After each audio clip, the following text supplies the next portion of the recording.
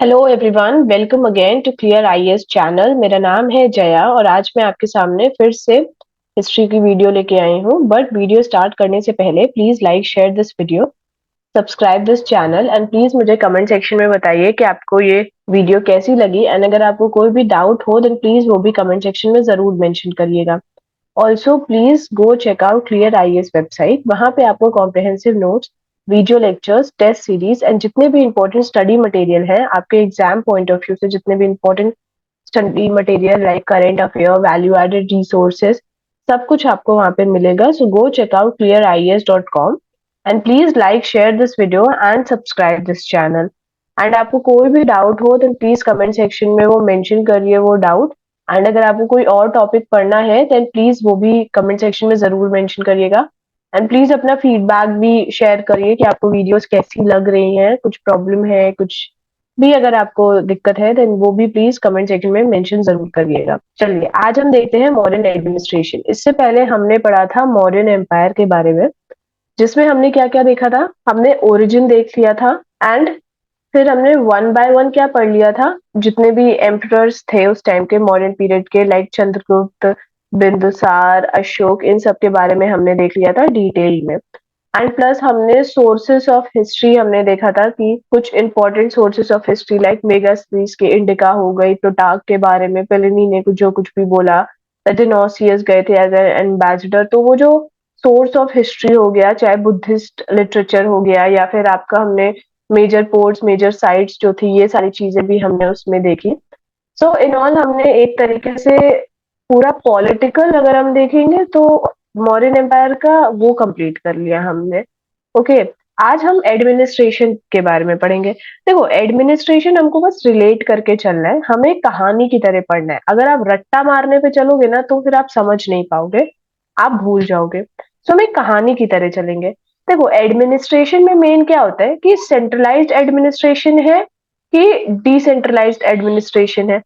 तो हमें पता है कि अगर हम आईबीसी से देखेंगे, इंडस वैली सिविलाइजेशन, ये चलो इंडस वैली तो बहुत पहले हो गया, हम ऋग्वेदिक से देखते हैं। ऋग्वेदिक से अगर हम मौर्य पीरियड तक आते हैं, जिसके अंदर अर्ली वैदिक पीरियड, डेटा वैदिक पीरियड, 16 महाजनपद आ गए, उसके बाद प्री मौर्यन पीरियड हमारा आ गया। तो जब हम ऋग्वेद से प्रॉपर मौर्यन पीरियड तक देखते हैं तो हमें एक सेंट्रलाइजेशन दिखता है, जिसमें किंग हमारा क्या होता है, मिड में होता है। ठीक, किंग पावरफुल होता है, फिर हमारे बाकी के लोग आते हैं।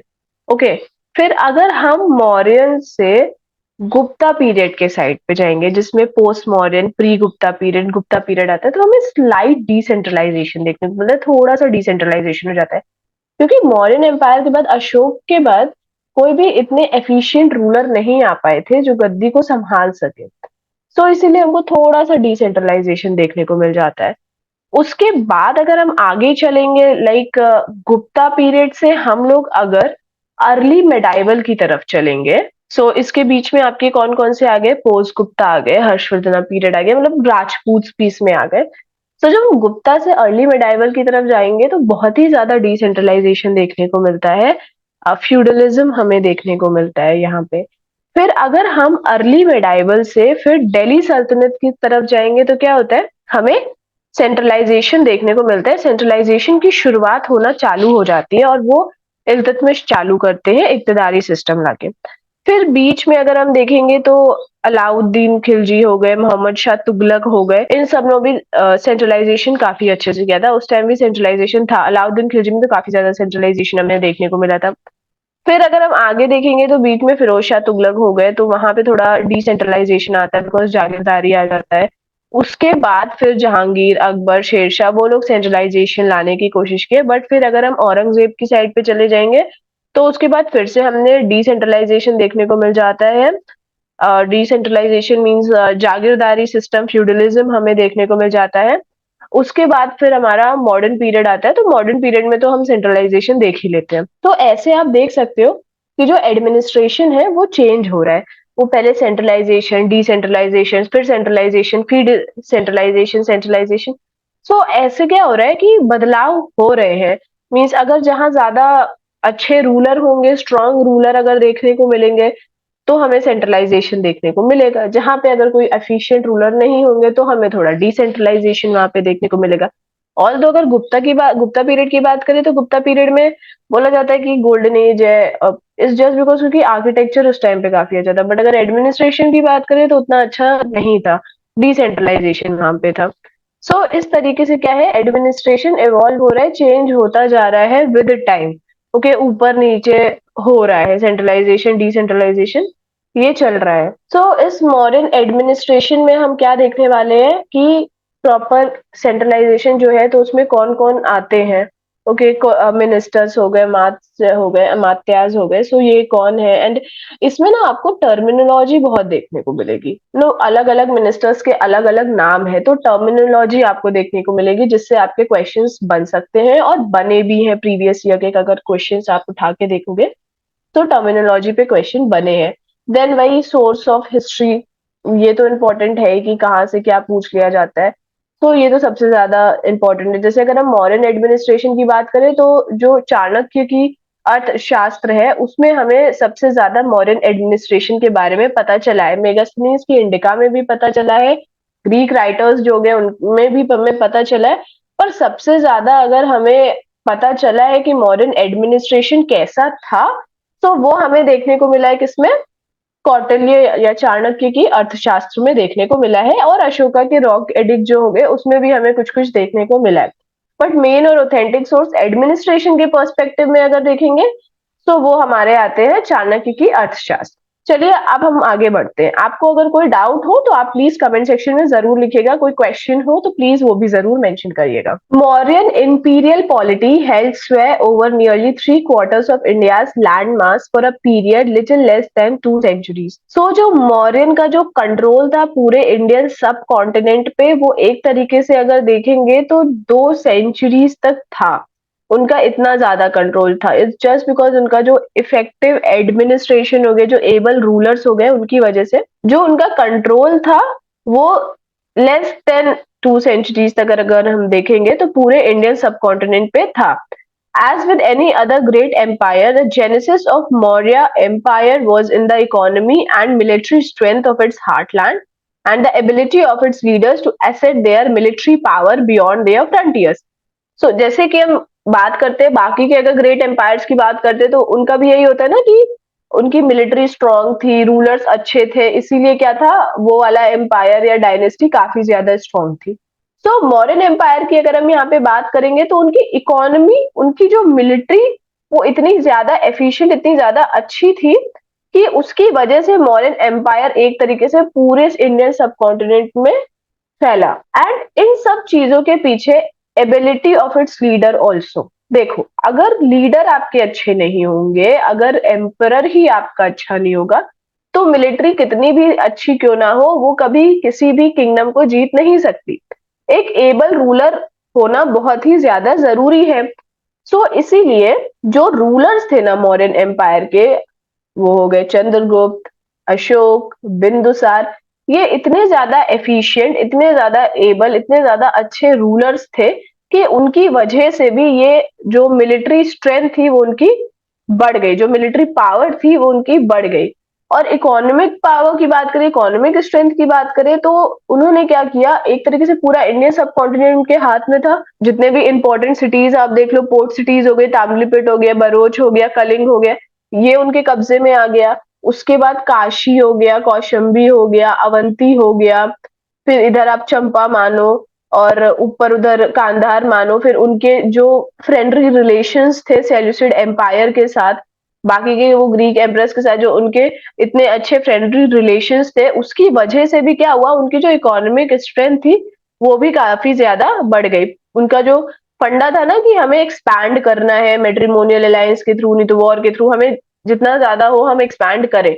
सो एक तरीके से आधे से ज्यादा क्या, पूरा इंडियन सब कॉन्टिनेंट उनके हाथ में आ गया था। बस वो सदर्न टिप वाला नहीं आ पाया था, और इधर नॉर्थ ईस्ट उनके आगे नहीं आ पाया था, और ऊपर आपका नॉर्थ साइड अगर देखो तो ऊपर का एरिया उनके पास नहीं आ पाया था। बाकी तो पूरा इंडियन सब कॉन्टिनेंट उनके कब्जे में ही था ना, तो उनका इकोनॉमिक स्ट्रेंथ भी बढ़ा, ट्रेड के थ्रू हो गया। फिर उनके पास तो खदानें थी, माइंस थी, तो उससे उनका इकोनॉमिक स्ट्रेंथ बढ़ा। उसके बाद मिलिट्री पावर भी उनकी इतनी ज्यादा अच्छी थी।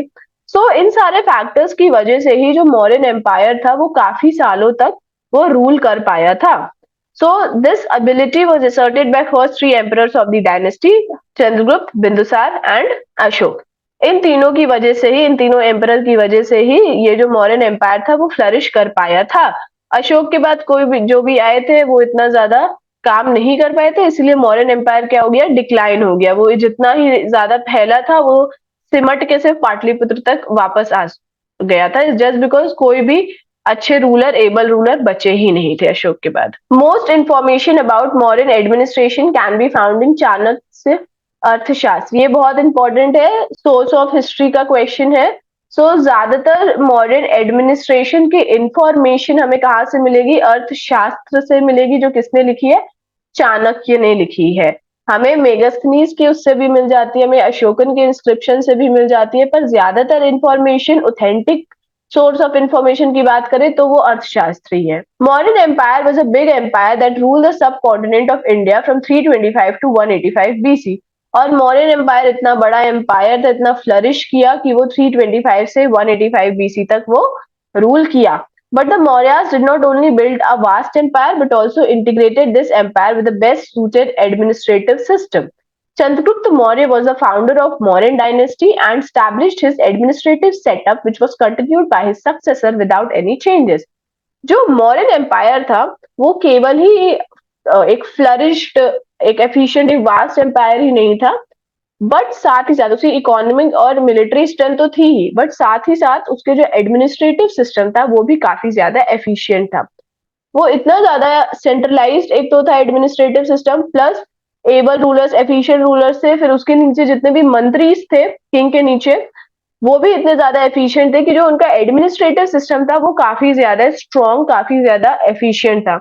और इतना ज्यादा एफिशिएंट था कि जब चंद्रगुप्त मौर्य ने ये मौर्यन डायनेस्टी फॉर्म करी, उन्होंने चाणक्य की मदद से एडमिनिस्ट्रेटिव सिस्टम सेटअप किया। उसके बाद उनके कोई भी सक्सेसर्स ने उनके एडमिनिस्ट्रेटिव सिस्टम में कोई बदलाव, कोई चेंज वो नहीं लाए। जैसे कि अगर हम बात करेंगे, जब मुगल्स आते हैं ना, जैसे दिल्ली सल्तनत, तो उसमें हमें इक्तदारी सिस्टम देखने को मिलता है। फिर थोड़े टाइम के बाद हमें जागीरदारी सिस्टम देखने को मिल जाता है। फिर अकबर कुछ और लेके आते हैं, फिर कोई और रूलर आता है तो कुछ और लेके आते हैं, तो वो एडमिनिस्ट्रेटिव सिस्टम क्या होता है, चेंज होता रहता है। बट चंद्रगुप्त मौर्य के टाइम पे क्या था कि इतना ज्यादा एफिशिएंट एडमिनिस्ट्रेटिव सिस्टम था कि उनकी आने वाली पीढ़ियां, उनके आने वाले सक्सेसर्स ने भी उससे छेड़छानी करने की कोशिश नहीं की। वो इतना ज्यादा एफिशिएंट एडमिनिस्ट्रेटिव सिस्टम था उनका। Later after the advent of Ashoka, when he tried to liberalize the domain and describe the public duties of state officials, there came slight changes in modern administration. But फिर अशोक जब आए, सब उन्होंने थोड़ा सा वो ना इंस्क्रिप्शन करने लगे ना, रॉक एडिक्स पे बनवाने लग गए, वो इंस्क्राइब करने लग गए, पब्लिक ड्यूटीज स्टेट ऑफिशियल्स को बताने लगे। जब अशोक आए ना, तो तब उन्होंने थोड़ा सा स्लाइड चेंज किया मॉडर्न एडमिनिस्ट्रेशन पे। बट फाउंडेशन अगर देखेंगे, मॉडर्न एडमिनिस्ट्रेशन की नींव अगर देखेंगे, तो वो किसी ने भी डिस्टर्ब नहीं की। द बेसिक प्रिंसिपल ऑफ मॉर, यहाँ पे मौर्यन होगा, Mauryan administration did not change until the complete Mauryan empire was declined and Mauryas lost their hold on the administration. अगर कंप्लीट डिसइंटीग्रेशन अगर हम देखेंगे मौर्यन एडमिनिस्ट्रेशन का, तो वो तभी हुआ जब मौर्यन एम्पायर पूरी तरीके से खत्म हो गया, डिक्लाइंड हो गया। उससे पहले अशोक ने चेंजेस लाए थे, बहुत मामूली चेंजेस लाए थे, पर एडमिनिस्ट्रेटिव सेटअप की जो नींव थी उसको नहीं हिलाया था। तो जो बेसिक प्रिंसिपल जो था मौर्यन एडमिनिस्ट्रेशन का, वो चेंज नहीं हुआ। वो तब चेंज हुआ जब मौर्यन एम्पायर पूरी तरीके से खत्म हो गया। Okay, the three main collection sources of the necessary information about the Mauryan administration are Kautilya's Arthashastra, Megasthenes, Indica and Ashokan inscription। ये फिर से एक सोर्स ऑफ हिस्ट्री का क्वेश्चन आ गया, सबसे इंपॉर्टेंट क्वेश्चन कि तीन मेन इंपॉर्टेंट सोर्स कौन से हैं मौर्यन एडमिनिस्ट्रेशन के बारे में, हमें कहां से पता लगेगा। तो कौटिल्य की अर्थशास्त्र, मेगास्थनीज की इंडिका एंड अशोक का inscription. There were three major governance factor behind the Mauryan hegemony. अब मौर्यंस इतना ज्यादा क्यों ग्रो कर पाए, वो इतना ज्यादा फ्लरिश क्यों कर पाए, क्योंकि तीन मेजर गवर्नेंस फैक्टर थे। First, there was a highly centralized administrative machinery with a steel frame of bureaucratic institution and machinery comparable to modern Indian administration। पहली बात तो वो सेंट्रलाइज्ड थे। क्या थे? सेंट्रलाइज्ड एडमिनिस्ट्रेशन था, और उनके नीचे जितने भी, मतलब ऊपर कौन थे? किंग थे। फिर किंग के नीचे हमारे बाकी के मंत्रीज, काउंसिल्स, अमात्याज, ये सब लोग आते हैं। तो सेंट्रलाइज था। दूसरी बात, जो उनके नीचे के जितने भी मंत्री थे वो भी काफी ज्यादा एफिशिएंट थे। सो जिसकी वजह से ये मॉडर्न एम्पायर फ्लरिश कर पाया। अगर हम मतलब वो इतना ज्यादा एफिशिएंट था एडमिनिस्ट्रेटिव सिस्टम मॉडर्न एम्पायर का कि आप उसको कंपेयर कर सकते हो हमारे आज के इंडियन एडमिनिस्ट्रेशन से। Secondly, the administrative diktats were able to infuse a sense of security and belonging to the masses, though it demanded strict obedience to the emperor.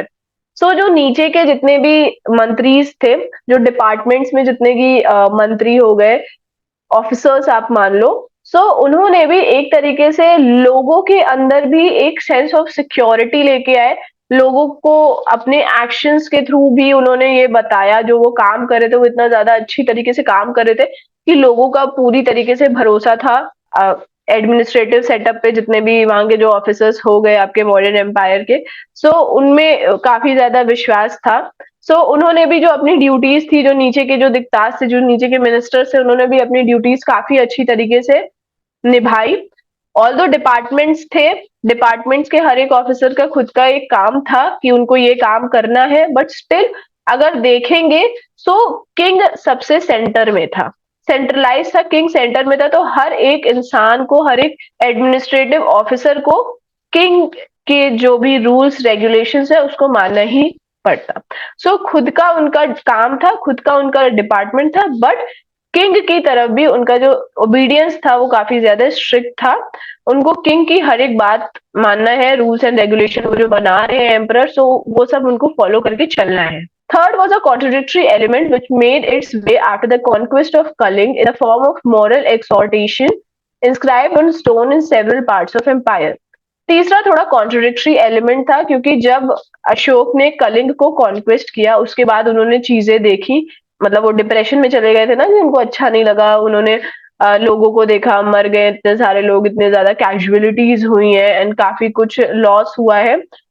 एक तरीके से उन्होंने क्या करना चालू कर दिया, उन्होंने स्टोन्स के ऊपर ना लिखवाना शुरू कर दिया, जो इंस्क्रिप्शंस थे ना, उसके ऊपर उन्होंने स्टोन्स के ऊपर कार्विंग कराना शुरू कर दिया कि आप पब्लिक की ये ड्यूटीज होती हैं, आपका ये मॉरल ऑब्लिगेशन है। एंड हमें एक तरीके से अगर पॉलिटिकली अगर हमें पूरे एम्पायर को चलाना है, अगर हमें वो पॉलिटिकल जो एक तरीके से बेंचमार्क है वो अगर हमें हासिल करना है, तो एक हमें बहुत ही ह्यूमेन, एक पीसफुल तरीके से हमें पूरा गवर्नेंस करना है।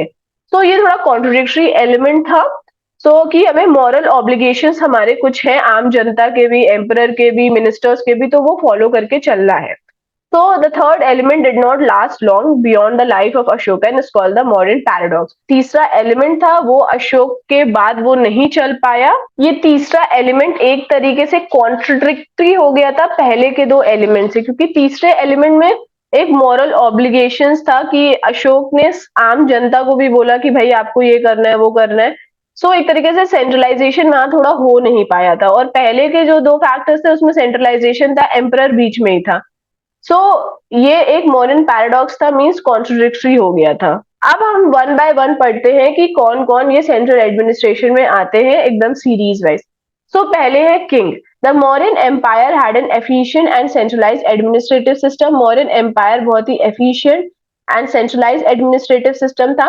Emperor was the supreme power. जो एम्परर था वो सुप्रीम था, सबसे ऊपर था, and source of all authority and was center of all authorities, judiciary and administration. जो एम्परर था वो सुप्रीम था, सबसे ऊपर वही था, उसी से सारी अथॉरिटीज, वो जो रूल्स एंड रेगुलेशन बनाया बस खत्म। ठीक, तो जो सोर्स था अथॉरिटी का वो एम्परर था। सेंटर जो था सारी अथॉरिटीज का वो कौन था? एम्परर था। उसके पास जुडिशियल पावर भी, एडमिनिस्ट्रेटिव पावर भी, अगर जो भी बोलेंगे अथॉरिटी बोलेंगे, वो सब कुछ कहां से आती है? वो एम्परर के पास से ही आती है। तो एम्परर अगर बोलेंगे किंग, तो किंग सेंटर, उसके नीचे हमारे मिनिस्टर्स जो भी वो अपॉइंट करेगा किंग, वो आ गए। All policy matters and crucial decisions regarding administration were taken by the king. तो कोई भी पॉलिसी बनानी हो या कोई भी क्रूशियल डिसीजंस लेना हो, वो सब कौन लेगा? वो सब किंग लेगा। किंग सबसे मेन था, किंग सबसे ऊपर था, सुप्रीम था। तो एक तरीके से एक किंग थे एंड 4 प्रोविंसेस उसके हो गए थे। King's law prevailed when there was inconsistency between it and the traditional law means shastra. So अगर कोई कॉन्फ्लिक्ट आ गया, किंग ने कुछ बोला बट शास्त्र में कुछ और लिखा है, तो अगर कुछ ऐसा कॉन्फ्लिक्ट आ गया, कुछ ऐसा प्रॉब्लम आ गया, तो जो किंग बोलेगा वही प्रिवेल करेगा, वही बात मानी जाएगी, शास्त्र में जो लिखा है वो नहीं माना जाएगा। Arthashastra gives primacy to king among the 7 components of the state. ये 7 कंपोनेंट्स काफी ज्यादा इंपॉर्टेंट है। सो ये इंपॉर्टेंट है। 7 कंपोनेंट्स ऑफ द स्टेट कहां से आए हैं? अर्थशास्त्र में से आए हैं। सो अर्थशास्त्र ने किंग को बहुत ज्यादा power the among this 7 components. तो 7 कंपोनेंट कौन कौन से हैं? पहले किंग है। कौन है? King. First component is king. उसके बाद अमात्य या मिनिस्टर। अब भाई किंग अगर है तो किंग के नीचे उनको एडवाइस करने के लिए भी कोई होना चाहिए कि नहीं होना चाहिए? तो फिर दूसरे कंपोनेंट में कौन आते हैं? मिनिस्टर्स आते हैं। ओके, सो किंग हो गए, मंत्रिमंडल हो गए। जैसे अगर हम प्राइम मिनिस्टर की बात करेंगे तो प्राइम मिनिस्टर हुए, फिर हमने क्या हुआ? उनके काउंसिल ऑफ मिनिस्टर। तो किंग हुए, फिर मिनिस्टर्स हुए। उसके बाद जनपद, टेरिटरी। अब भाई किंग किसके बने हैं? किसी टेरिटरी के ही तो बने होंगे ना, ऐसे तो कहीं के भी नहीं बन जाएंगे ना, जंगल में जाकर थोड़े किंग बन जाएंगे। तो टेरिटरी। तो फिर आता है हमारा जनपद, कि किंग अपने मंत्रिमंडल की एडवाइस से क्या, किसको रूल करेंगे? जनपद, टेरिटरी को रूल करेंगे। फिर टेरिटरी को रूल करने के बाद दुर्ग या फोर्ट। सो अब उसको सिक्योर करना, फोर्टिफाइड फोर्ट्स भी होंगे ना वहां पे, दुर्ग भी तो होंगे, जनपद में कुछ तो होगा ना, क्योंकि खाली जनपद रहेगा। तो फोर्ट्स हमारे आ गए, लाइक दुर्ग आ गया। फिर अब इस दुर्ग के बाद क्या है? कोसा या ट्रेजरी। अब इस दुर्ग से, इस फोर्ट से, जनपद से काफी कुछ हमें मिलता है, टैक्सेस मिलते हैं। तो वो टैक्सेस कौन कलेक्ट करता है? कोषागार कलेक्ट करता है, ट्रेजरी जिसको हम बोलते हैं। सो फिर कौन आ गए? दुर्ग के बाद आए हमारे कोषाय, कोष आ गए, दैट इज ट्रेजरी। अब इन सब चीजों को मेंटेन करने के लिए कि भाई कोई टैक्स सही से दे रहा है नहीं दे रहा है, इस दुर्ग को प्रोटेक्ट करने के लिए, जनपद को प्रोटेक्ट करने के लिए कौन आएंगे? दंड आएंगे, दैट इज आर्मी आएगी। ओके, फिर आर्मी के बाद, अब भाई आर्मी चलो ठीक मेरे पास है, बट क्या मैं हर किसी से लड़ाई करता फिरूंगा? नहीं ना, हर किसी से तो लड़ाई नहीं कर सकते हो आप। तो हमें मित्र चाहिए। सो फिर कौन आएंगे? मित्र। फ्रेंडली अलायंस जो हम बना के चलेंगे, तो मित्र। तो कौन हो गए? सबसे पहले किंग। किंग को एडवाइस करेंगे कौन? मिनिस्टर्स। अब ये दोनों बैठ के किसको रूल करेंगे? जनपद, टेरिटरी को रूल करेंगे। फिर क्या आता है? हमारा फोर्ट आता है। अब जनपद फोर्ट से हमें क्या मिलता है? टैक्स मिलता है, जो कहाँ जाता है? ट्रेजरी में जाता है, तो कोष। फिर अब इस कोष को बचाने के लिए और अपनी टेरिटरी, जनपद को लोगों से सेफ करने के लिए कौन मदद करेगा? आर्मी मदद करेगी। और हर किसी से लड़ने नहीं चले जाओगे, तो फ्रेंडली अलायंस बनाना है, तो फिर क्या आएगा? मित्र। तो ये 7 क्या है? कंपोनेंट है जो अर्थशास्त्र में दिया गया है, जिसमें किंग क्या है? सबसे ऊपर है, सुप्रीम है। In the highly centralized administration, king used to select ministers, high officials, and established a well-planned system of supervision and inspection. अब इस हाईली सेंट्रलाइज्ड एडमिनिस्ट्रेशन में किंग क्या करता है? किंग के पास अथॉरिटी होती है कि वो मिनिस्टर्स को सेलेक्ट करेगा, हाई ऑफिशियल्स को वही सेलेक्ट करेगा, एंड वो एक वेल प्लान्ड सिस्टम बनाएगा सुपरविजन एंड इंस्पेक्शन का। अब ऐसा किंग नहीं करेगा कि भाई तो किंग ने मिनिस्टर सेलेक्ट कर लिए, किंग ने हाई ऑफिशियल्स अब अपॉइंट कर लिया, अब किंग की ड्यूटी खत्म, अब किंग मस्त राज करेगा। नहीं, किंग की ड्यूटी में ये भी आता है कि वो सुपरवाइज और इंस्पेक्शन भी करता रहेगा। नहीं तो फिर ये मिनिस्टर्स और हाई ऑफिशियल्स तो वो अपना कुछ भी कर सकते हैं ना। तो ये जो इतना एफिशिएंट एडमिनिस्ट्रेटिव सिस्टम इसीलिए था क्योंकि जो चाणक्य थे, सी ये जितना एडमिनिस्ट्रेटिव सिस्टम सेटअप जो था ना, वो चाणक्य ने ही एक तरीके से बैठाया था। सो अर्थशास्त्र में उन्होंने ही ये एडमिनिस्ट्रेटिव सिस्टम ऐसा होना चाहिए, किंग के पास ही ज्यादातर पावर आना चाहिए, बट उसको एडवाइस करने के लिए भी, किंग को चेक में रखने के लिए भी मिनिस्टर्स होने चाहिए। एंड बट वो किंग सिलेक्ट करेगा मिनिस्टर्स, हाई ऑफिशियल्स को, एंड वो सिर्फ अपने मन से किसी को भी नहीं सेलेक्ट करेगा, जो एफिशिएंट होंगे, जो अच्छे होंगे, उन्हीं को वो सेलेक्ट करेगा। एंड सेलेक्ट करने के बाद किंग की ड्यूटी यहाँ खत्म नहीं होती है।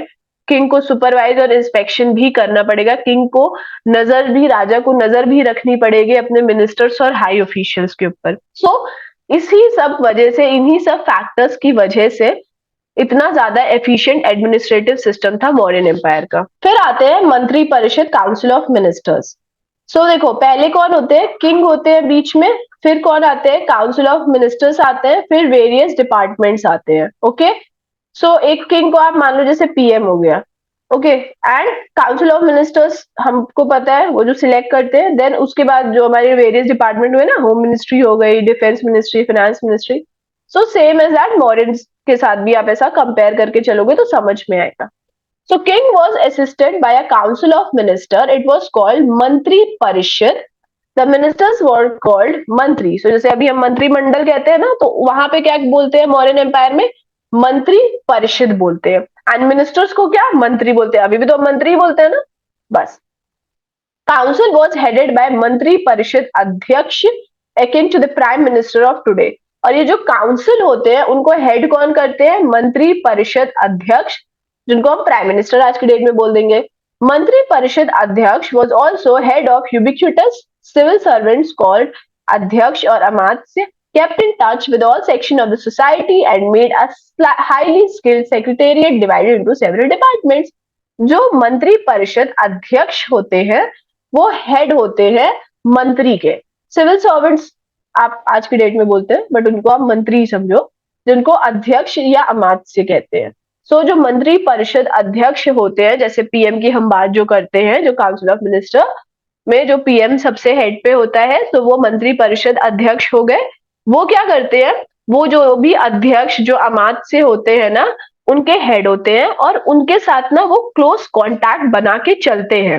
एंड फिर ये जो काउंसिल ऑफ मिनिस्टर, ये जो अध्यक्ष अमात्य हो गए, फिर वो क्या हो गए? सेवरल डिपार्टमेंट्स में फिर नीचे डिवाइड हो जाते हैं। तो जिसकी वजह से जितने भी सेक्शन है सोसाइटी के, वो सब कवर्ड होते हैं। उन सब से ये अध्यक्ष जो होते हैं वो जुड़े हुए होते हैं, और इन टर्न जो किंग होता है इन अध्यक्ष के द्वारा उन सारे जो सोसाइटी के जितने भी सेक्शंस हो गए, चाहे एग्रीकल्चर हो गया, चाहे वो ट्रेड में हो गया, या डिफेंस में हो गया, किसी में भी हो गया, वो सब क्या होता है? वो जुड़े हुए रहते हैं किंग भी इन टर्न। क्योंकि जब अध्यक्ष जो होते हैं अलग अलग डिपार्टमेंट्स के जो होते हैं ना, वो जुड़े हुए होते हैं सोसाइटी के साथ। सो उसके ऊपर कौन आ गए? मंत्री परिषद अध्यक्ष आ गए। सो वो भी फिर इन टर्न जुड़े हुए होते हैं। सो ऐसे क्या होता है? एक चेन होती है, एक चेन ऑफ पावर आप बोल लो, एक चेन ऑफ रिस्पॉन्सिबिलिटी होती है।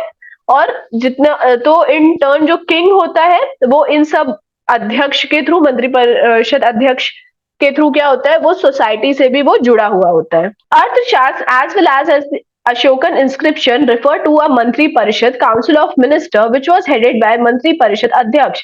जो अर्थशास्त्र बात कर लो या अशोकन इंस्क्रिप्शन बात करो, ये दोनों इंपॉर्टेंट है। उन दोनों में मंत्री परिषद के बारे में बताया गया है, काउंसिल ऑफ मिनिस्टर्स के बारे में बताया गया है, जिसको हेड कौन करते हैं? मंत्री परिषद अध्यक्ष करते हैं। The council included Yuvraj, the crown prince, the Purohit, the chief priest, सेनापति, commander in chief and a few other ministers. So council में कौन कौन हो गए? पहले तो युवराज हो गए, that is king. उसके बाद कौन आते हैं? चीफ प्रीस्ट आते हैं, पुरोहित आते हैं, देन सेनापति हमारे हो गए, बाकी के नीचे के कुछ अदर इंपॉर्टेंट मिनिस्टर्स हो गए। सारे मिनिस्टर्स नहीं, जो इंपॉर्टेंट मिनिस्टर्स हो गए वो आ गए। तो पहले कौन आए? युवराज आए, काउंसिल में युवराज आए, purohit that is chief priest, then senapati that is commander in chief, and बाकी के नीचे मिनिस्टर्स आ गए, कुछ important ministers. Primary role of the council was that of an advisory body as the final authority vested with the king. जो council का primary role क्या है? एडवाइस करना। किसको? किंग को। क्योंकि जो फाइनल अथॉरिटी, फाइनल डिसीजन होगा वो किंग का होगा। जैसे काउंसिल ने कुछ बोला कि आप ये कर सकते हो, ये इंपॉर्टेंट है, ये पॉलिसी अच्छी है, आप कर लो, बट अब वो करनी है एग्जीक्यूट की नहीं करनी है एग्जीक्यूट, वो सोली डिपेंड होगा किंग पे। काउंसिल सिर्फ क्या करेगा? एडवाइस दे सकता है। काउंसिल इंप्लीमेंट नहीं कर सकता है, एग्जीक्यूट नहीं कर सकता कुछ भी, किंग ही एग्जीक्यूट करेगा। ओके, द मंत्री परिषद adhyaksha was also head of the civil servants called adhyakshas और amatya who used to keep in touch with all sections of the society. जो मंत्री परिषद अध्यक्ष होते हैं वो सिविल सर्वेंट, मतलब मंत्रीज आप मान लो, उनके भी हेड होते हैं, अध्यक्ष या अमात्य के हेड होते हैं। एंड ये जो अध्यक्ष और अमात्य होते हैं वो जितने भी सेक्शन है सोसाइटी में, जितने भी वर्ग है सोसाइटी में, उन सब से जुड़े हुए रहते हैं। तो इंटर्न किंग भी इन सब सोसाइटी से जुड़ा हुआ होता है। A highly skilled secretariat was divided into several department. फिर एक हाईली स्किल्ड सेक्रेटेरिएट भी होता है जो अलग अलग डिपार्टमेंट्स में क्या होता है, डिवाइडेड होता है। There are references of about 18 departments tirthas of central government in Arthashastra. ये सबसे इंपॉर्टेंट है, कितने डिपार्टमेंट के बारे में अर्थशास्त्र में बताया गया है, 18 डिपार्टमेंट्स के बारे में बताया गया है, जिनको क्या बोला जाता था, तीर्थास बोला जाता था। सो कितने डिपार्टमेंट्स है, 18। कहाँ बताया गया, ये अर्थशास्त्र में बताया गया है। और इन डिपार्टमेंट्स को क्या बोलते हैं, तीर्थास बोलते हैं। It also provide for 27 superintendents concern mostly for economic functions. और अर्थशास्त्र में ही क्या है, 27 सुप्रिटेंडेंट्स के बारे में भी बताया गया है, जिनका मेन फंक्शन क्या है, इकोनॉमिक फंक्शन है। कुछ का फंक्शन मिलिट्री भी है। Other than that some other high rank positions in modern administration were called mahamatras. कुछ हाई रैंक पोजीशंस भी दिए जाते हैं, जो किनको दिए जाते हैं, महामतास को दिए जाते हैं। Okay, another set of high rank personalities were known as amatya, whose primary function was to look after judiciary and administrative jobs. देखो, हाई रैंक पोजीशन किसको दी जाती है, महामतास को दी जाती है। और कुछ हाई रैंक पर्सनालिटीज भी होते हैं जिनको अमात्य बोले जाते हैं, एंड उनका मेन फंक्शन क्या होता है, जुडिशरी या एडमिनिस्ट्रेटिव जॉब्स होते हैं। तो महामतास एंड अमात्यास डिफरेंट होते हैं थोड़े। There were many department in modern administration which had personal secretariat called adhyaksha. अब कुछ और डिपार्टमेंट्स भी थे मॉडर्न एडमिनिस्ट्रेशन में जिनके पर्सनल सेक्रेटेरिएट थे, जिसको अध्यक्ष बोला गया है। According to the information provided by Kautilya Arthashastra, there were many adhyaks related to different fields like commerce, agriculture, chariots, cows, horses, infantry, men, gold and many other departments. अब अगर हम अर्थशास्त्र की बात मानेंगे, फिर से सोर्स ऑफ हिस्ट्री का क्वेश्चन है।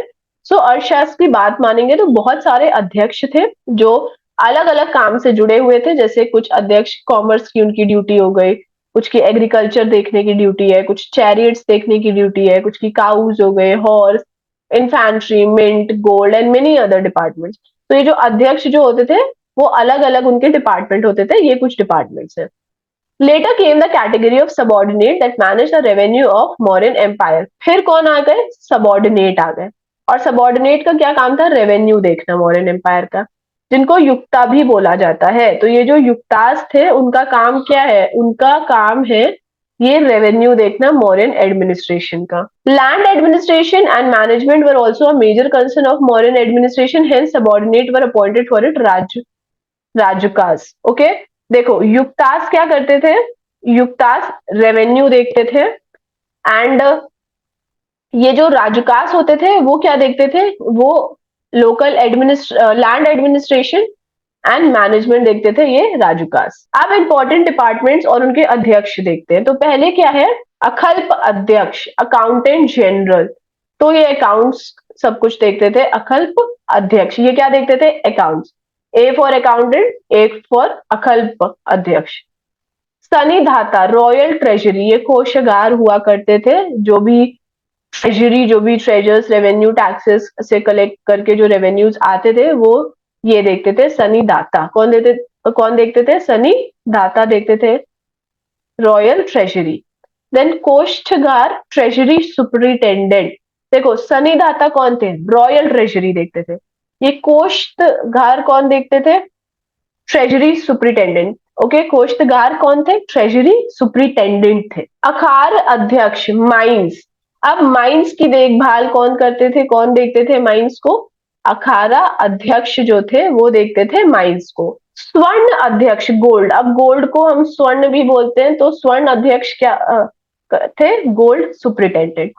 पान्य अध्यक्ष, कॉमर्स सुपरिटेंडेंट। पान्य अध्यक्ष को क्या बोला गया, कॉमर्स सुपरिटेंडेंट। कुप्य अध्यक्ष, फॉरेस्ट ऑफिसर। कुप्य अध्यक्ष कौन थे, फॉरेस्ट ऑफिसर। लवान अध्यक्ष, सॉल्ट को देखना, वो कौन करते थे, लवान अध्यक्ष। अयुध्य गारा अध्यक्ष, आर्मरी। आर्मरी को कौन देखते थे, अयुध्य गारा अध्यक्ष आर्मरी देखते थे। तुला मान पंतव्य अध्यक्ष या पौत्व अध्यक्ष कौन थे, वेट्स एंड मेजर्स। तुला याद रखो ना, तुला, ये वेट्स एंड मेजरमेंट्स देखते थे। सूत्र अध्यक्ष, टेक्सटाइल्स, स्पिनिंग एंड वीविंग के लिए सूत्र अध्यक्ष।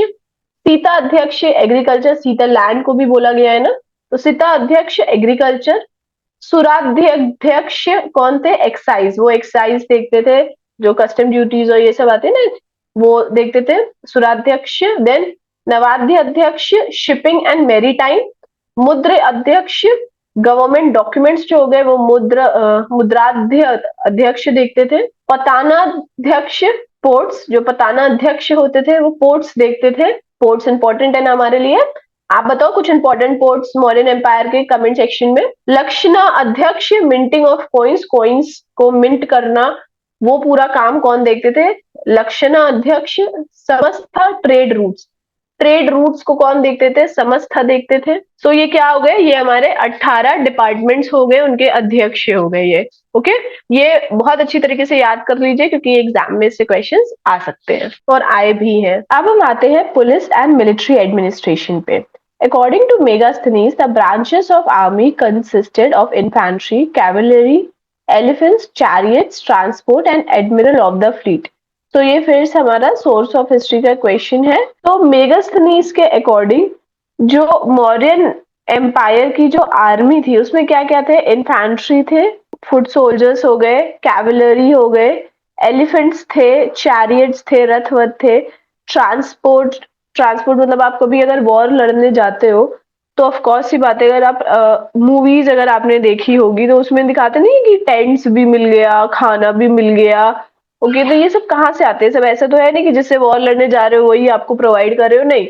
जब वॉर लड़ने राजा जाते हैं ना तो उनका एक पूरा दूसरा कैरावान होता है ट्रांसपोर्ट का, जिसमें ना वो टेंट्स हो गए, खाना वगैरह हो गए, वो ये लोग कैरी करते हैं। सो transport and admiral of the fleet, so navy भी थी। तो मेगास्थनीज के अकॉर्डिंग हमें ये पता चला कि मौर्यन एम्पायर के पास, जो मौर्यन डायनेस्टी थी, मौर्यन एम्परर्स जो थे, उनके पास नेवी भी थी। Each branch was looked after by a committee of 5 members, और हर एक ब्रांच जो थी उसको देखना कि वो सही से उनका फंक्शन हो रहा है कि नहीं, वो सही से काम कर रहे हैं कि नहीं, उनकी ड्यूटीज सब कुछ देना वो कौन करते थे? कमिटी देखती थी 5 मेंबर की। सो एक कमिटी होती थी। फॉर एग्जाम्पल अगर हम इन्फेंट्री की बात करते हैं तो इसको देखने के लिए एक कमिटी होती थी, और उस कमिटी में कितने मेंबर होते थे? 5 मेंबर होते थे। ये सब मेगास्थनीज ने बताया है।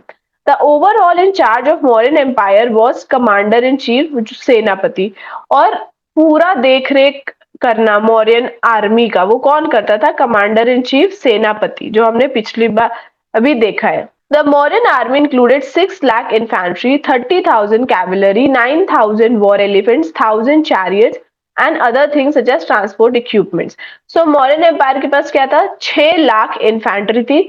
अगर आपने पहली वीडियो देखी है, नहीं देखी है तो जाके देखो, उसमें मैंने बताया ना प्लूटार्क ने क्या बोला है कि 6 लाख लोग थे मॉडर्न एम्पायर में, सॉरी मॉडर्न आर्मी में, जिन्होंने पूरे ग्रीक्स एंड धनानंद को हरा दिया, एंड फिर वो पूरा modern army Mauryan empire establish हुआ। सो वही है कि 6 lakh infantry, 30,000 cavalry, 9,000 war elephants थे और 1,000 चैरियट थे, बाकी के ट्रांसपोर्ट इक्विपमेंट्स थे।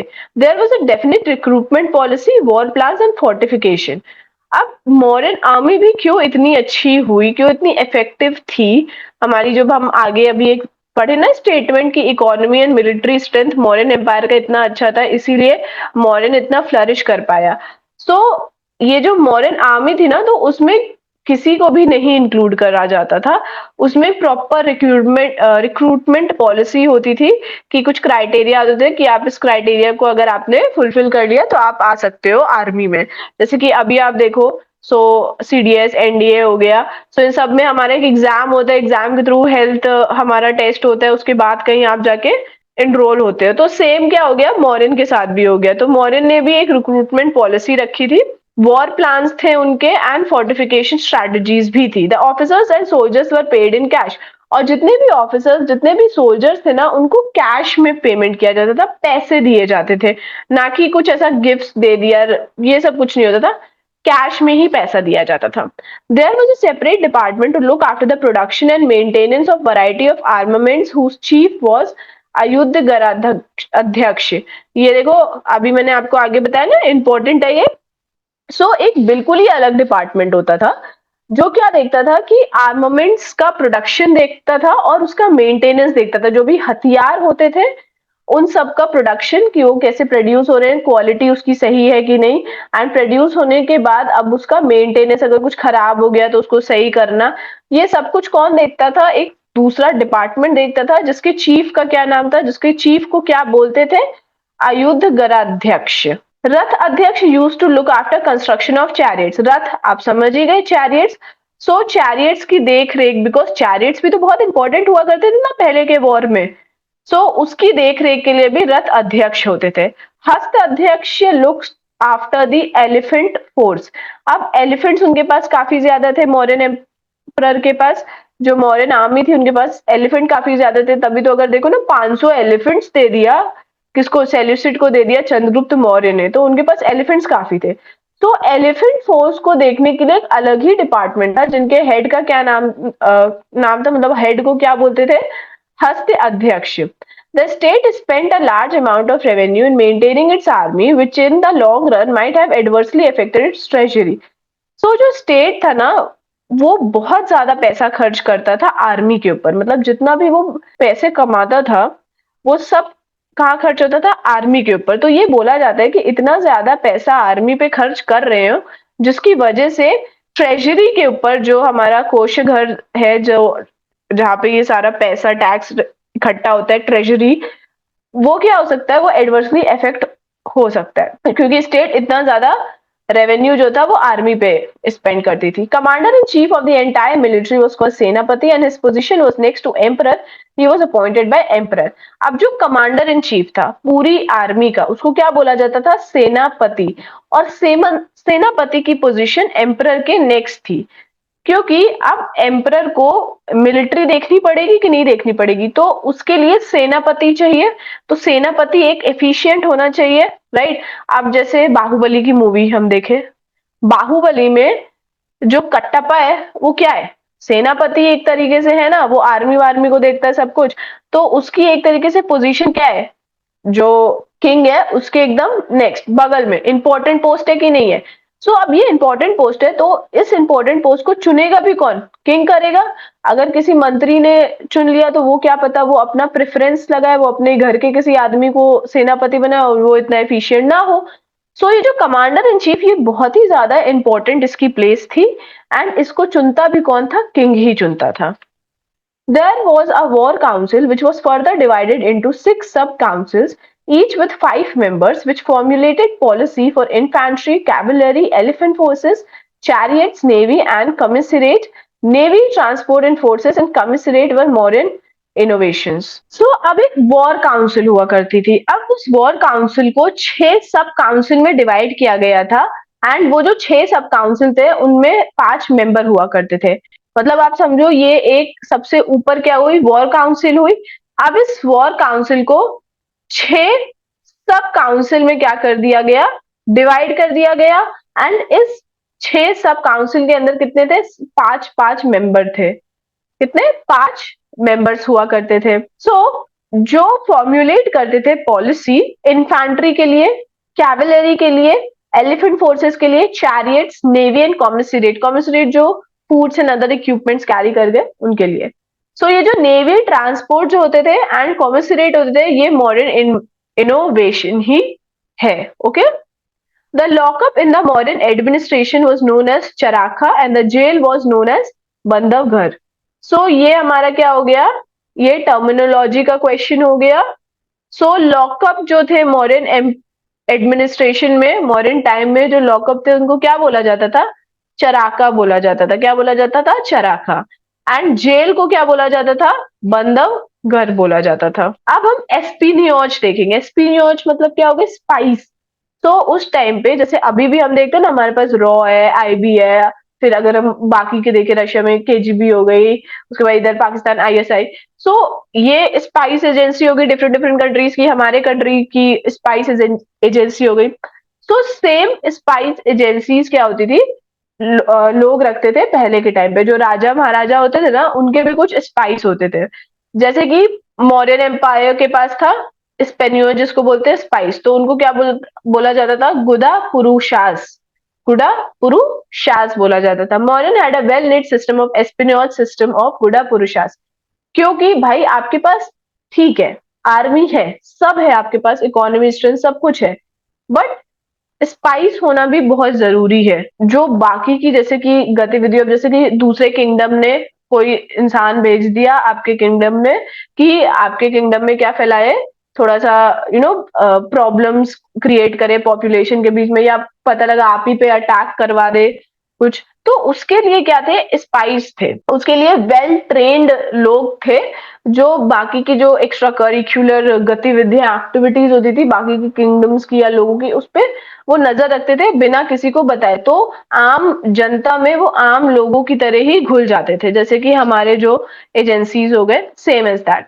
सो उस टाइम पे स्पाइस को क्या बोला जाता था, गुडा पुरुषास बोला जाता था। ये इंपॉर्टेंट है टर्मिनोलॉजी का question. These spies kept the king informed about the secrets of foreign rulers, all important officials, as well as on the general public. So ये जो spies होते थे वो क्या करते थे, वो किंग को सब कुछ बताते थे। अगर फॉरेन रूलर जो है वो उसके खिलाफ, किंग के खिलाफ कुछ कर रहा है, या वो कुछ अपनी स्ट्रैटेजी बना रहा है, या वो कुछ भी उनके राज्य में चल रहा है, तो उन सब के बारे में उसके सीक्रेट्स जाके किंग को बताना। जितने भी इंपॉर्टेंट ऑफिशियल्स हो गए, अगर वो किंग के पीछे कुछ कर रहे हैं, गलत काम कर रहे हैं, या किंग को ऐसा हटाने की कोशिश कर रहे हैं, सो उन सब उनके ऊपर नजर रखना, जनरल पब्लिक के ऊपर नजर रखना, ये सब कुछ कौन करते थे, ये गुडा पुरुषास करते थे। स्पाइस जो थे वो दो तरह के थे, एक थे संस्थाना दैट इज स्टेशनरी, एंड दूसरे थे संचारी। दो तरीके के थे, इंपॉर्टेंट है, याद रखो। मौर्यन एम्पायर में दो तरीके के स्पाइस हो गए, कौन थे, स्टेशनरी जिसको संस्थान बोला जाता था, एंड एक संचारी that is wandering. So they were controlled by Mahamathyap Sarpa. These agents were picked from different segments of the society. So इनको महामत्याप सरपा जो थे वो कंट्रोल करते थे, एंड ये जो एजेंट्स होते थे वो उनको ना अलग अलग सेक्शन जो होता था सोसाइटी का, अलग अलग सेगमेंट जो होता था सोसाइटी का, उसमें से उनको चूज किया जाता था। उनकी भी एक रिक्रूटमेंट पॉलिसी होती थी, उनके भी कुछ ऐसा क्राइटेरिया होते थे, एंड उस बेसिस पे इनको चूज किया जाता था। Prativedakas were the officers whose duty was to report directly to the king about the affairs of the people. अब एक थे पति वेदिकास। पति वेदिकास थे, जो पति वेदिकास जो थे ये ऑफिसर्स होते थे, और जिनकी ड्यूटी क्या होती थी, किंग को बताना कि लोगों के बीच में, आम जनता के बीच में क्या चल रहा है, ओके, पॉपुलेशन में एट लार्ज क्या हो रहा है, ये सारी चीजों के बारे में किंग को बताना, वो किसकी ड्यूटी थी, पति वेदिकास की ड्यूटी थी। देखो संस्थान क्या हो गया, स्टेशनरी, लाइक जैसे कि मौर्यन एम्पायर है ना, अब उसी के अंदर ही कुछ ग्रुप हो गए स्पाइस के, अब वो उसी में देख रहे हैं। वो जो ऑफिशियल्स हो गए मौर्यन एम्पायर के, और जो आपके आम जनता हो गई, उनके जो कोई गतिविधियां हो रही हैं, उनमें कुछ अगर मैटर हो रहा है, अफेयर्स जो उनके हो गए, उसके ऊपर नजर रखना। संचारी वैंडरिंग क्या हो गए, कि जो फॉरेन प्लेस पे जा रहे हैं, फॉरेन रूलर्स के किंगडम में जा रहे हैं, और उस सब पे ध्यान रखना कि वो लोग क्या कर रहे हैं, वो संचारी वैंडरिंग हो गया। These spies were ears and eyes of the king who kept the king informed about all the details of bureaucracy. ये जो स्पाइस होते थे, ये आंख होते थे, ये कान होते थे किंग के, और ये सब कुछ बताते थे किंग को कि क्या चल रहा है, जनता में क्या चल रहा है, ऑफिशियल्स के बीच में क्या चल रहा है, या फॉरेन रूलर्स के बीच में क्या चल रहा है।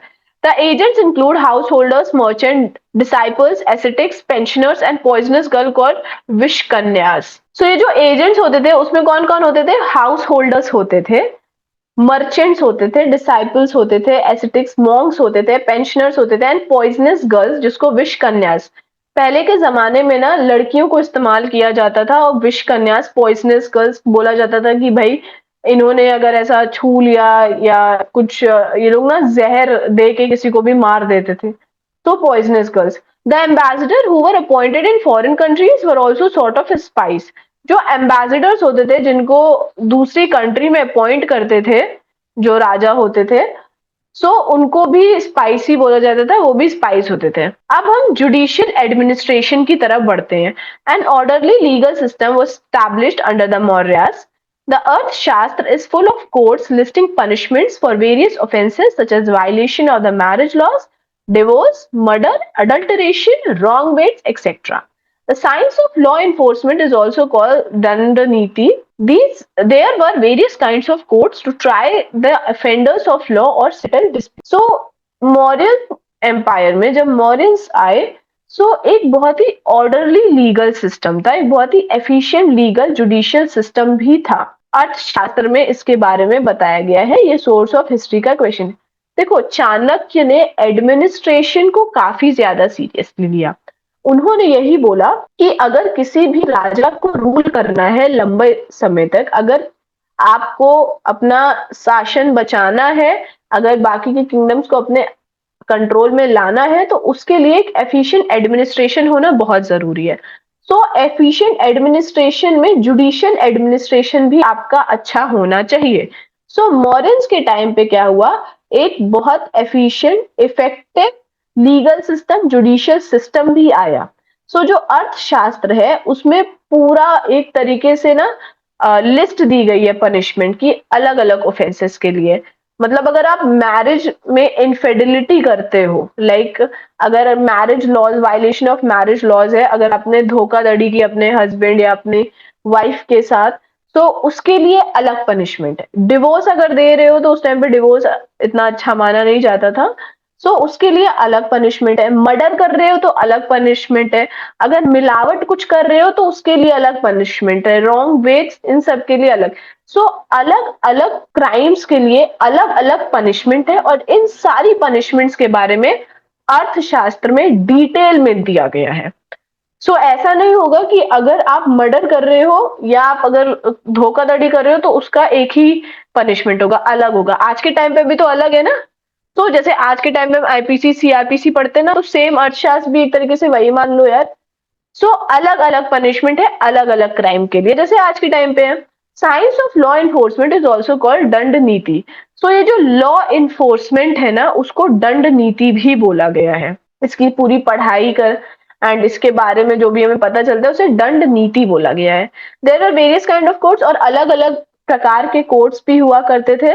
मतलब सिर्फ अगर जैसे कि आप मैरिज में अगर धोखाधड़ी कर रहे हो, शादी में मर्डर कर रहे हो, सो अलग अलग ऑफेंस के लिए अलग अलग ऑफेंस, अलग अलग क्राइम्स के लिए अलग अलग लॉज एंड डिस्प्यूट्स के लिए अलग अलग कोर्ट हुआ करते थे। Suppression of crimes, maintenance of peace and protection of the subjects were the chief duties of the king. अब चीफ ड्यूटीज किंग की क्या थी? क्राइम को खत्म करना, क्राइम को कम करना, पीस को मेंटेन करना, अपनी आम जनता को प्रोटेक्ट करके रखना, ऑफिशियल्स को प्रोटेक्ट करके रखना, ये सारी ड्यूटीज किसकी थी? किंग की थी।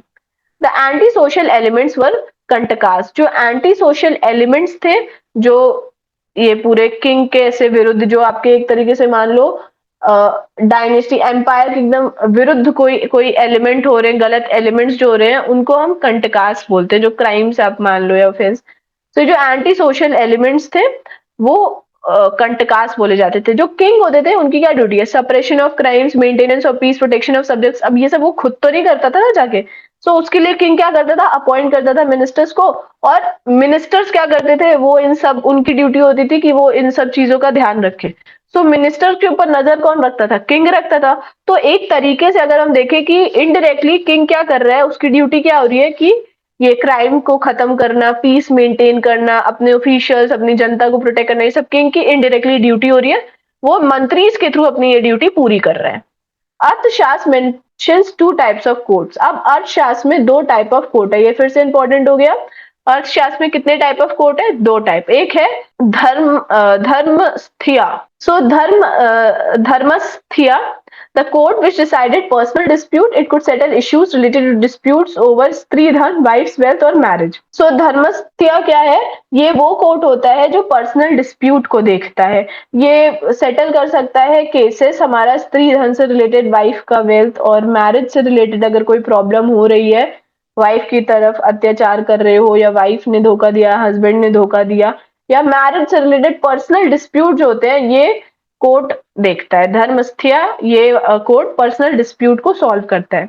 दूसरा है कंटक शोधना। कंटक शोधना क्या है? ये जो कोर्ट होता है which decides upon matter related to individuals and the state. It could deal with cases related to wages of worker, conduct of workers and murder. So ये जो कंटक शोधना है, कंटक शोधना एक तरीके से मैटर्स देखता है क्राइम से रिलेटेड हो गया, मतलब इंडिविजुअल या स्टेट से रिलेटेड। वो पर्सनल डिस्प्यूट देखते हैं धर्मस्थया। कंटक शोधना इंडिविजुअल ने अगर कोई क्राइम किया या स्टेट इन पर्टिकुलर कोई क्राइम कर रहा है, तो उसको कंटक शोधना देखते हैं, जैसे कि वर्कर का वेजेस सही है कि नहीं, वर्कर्स का बिहेवियर सही है कि नहीं, आम जनता का बिहेवियर सही है कि नहीं, मर्डर कोई कर रहा है, चोरी कर रहा है, तो इन सब चीजों के ऊपर कौन अपना फैसला सुनाता था, ये कंटक शोधना कोर्ट सुनाता था। Idea of kantaka shodhana was to weed out the anti social element. Anti social element वही है कि अत्याचार करना, मर्डर हो गया, क्राइम कर रहे हो, चोरी कर रहे हो, तो ये जो कंटक शोधना बेसिकली क्या था कि जितने भी एंटी सोशल एलिमेंट्स थे उसको खत्म करना। The king was the source of supreme justice. Death sentences were common, and Ashoka's edict detailed that he gave additional time to the person under capital punishment to offer donation and repent so they get a better life in next birth. तो ये आपका एक क्या है, source of history का question है। सो जो king है वो सुप्रीम जस्टिस, ओके, कोर्ट ने अपना फैसला सुनाया, बट किंग क्या कर रहा है, किंग का अल्टीमेट फैसला होगा। सो किंग एक सुप्रीम जुडिशियल पावर है किंग के पास। अब अशोका के एडिक्ट में ना बताया गया डेथ सेंटेंस कॉमन है, उस टाइम पे डेथ सेंटेंस कॉमन है, एंड अशोका के एडिक्ट्स में भी ये साबित किया कि डेथ सेंटेंसेस उस टाइम कॉमन थे। इवन ये बताया गया कि अगर किसी को अपने डेथ सेंटेंस से बचना है या किसी को कैपिटल पनिशमेंट मिली है, सेंटेंस ऑफ डेथ अगर मिली है, तो वो डोनेशन दे, वो रिपेंट करे, वो प्रायश्चित करे, ताकि अगले जन्म में उसको अच्छी लाइफ मिल सके। तो ये अशोका के एडिक्ट में ये सारी डिटेल्स दी गई हैं। अब आता है रेवेन्यू एडमिनिस्ट्रेशन। अब अगर इकोनॉमी को अच्छा करना है, स्ट्रॉन्ग करना है, इकोनॉमी ग्रो करे, तो रेवेन्यू एडमिनिस्ट्रेशन हमारा अच्छा होना चाहिए। So state revenues during the Mauryan period were derived from various sources such as cities, rural areas, mines, plantation, pastures, roads and traffic.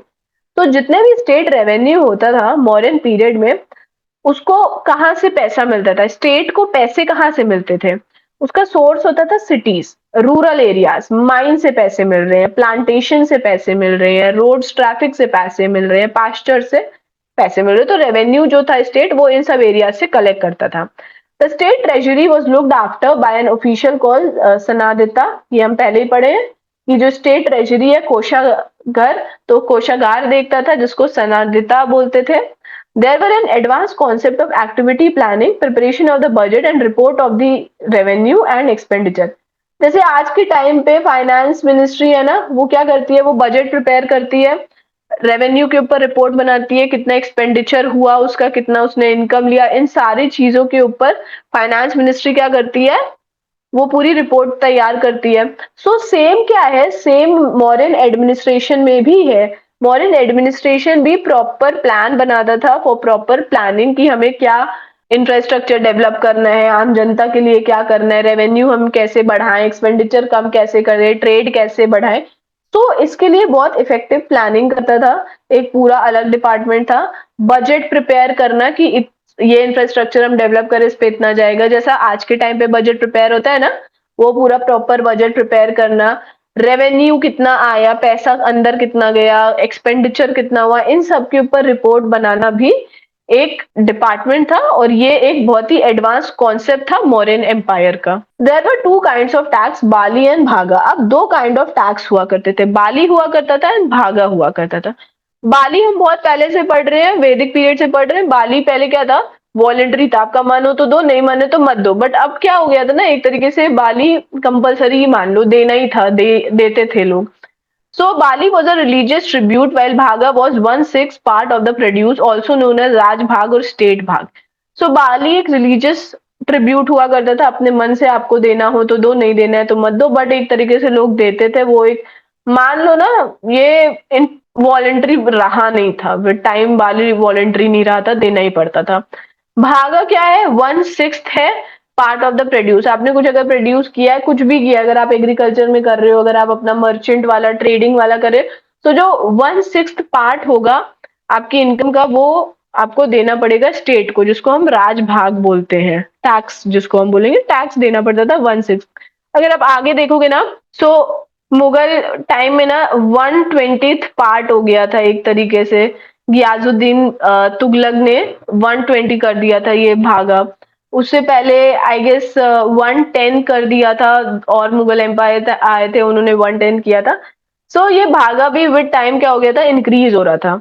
The cities collected revenue in the form of officer sales tax, shulka, excise duty on the sale of liquor, or kind of income tax from the rich.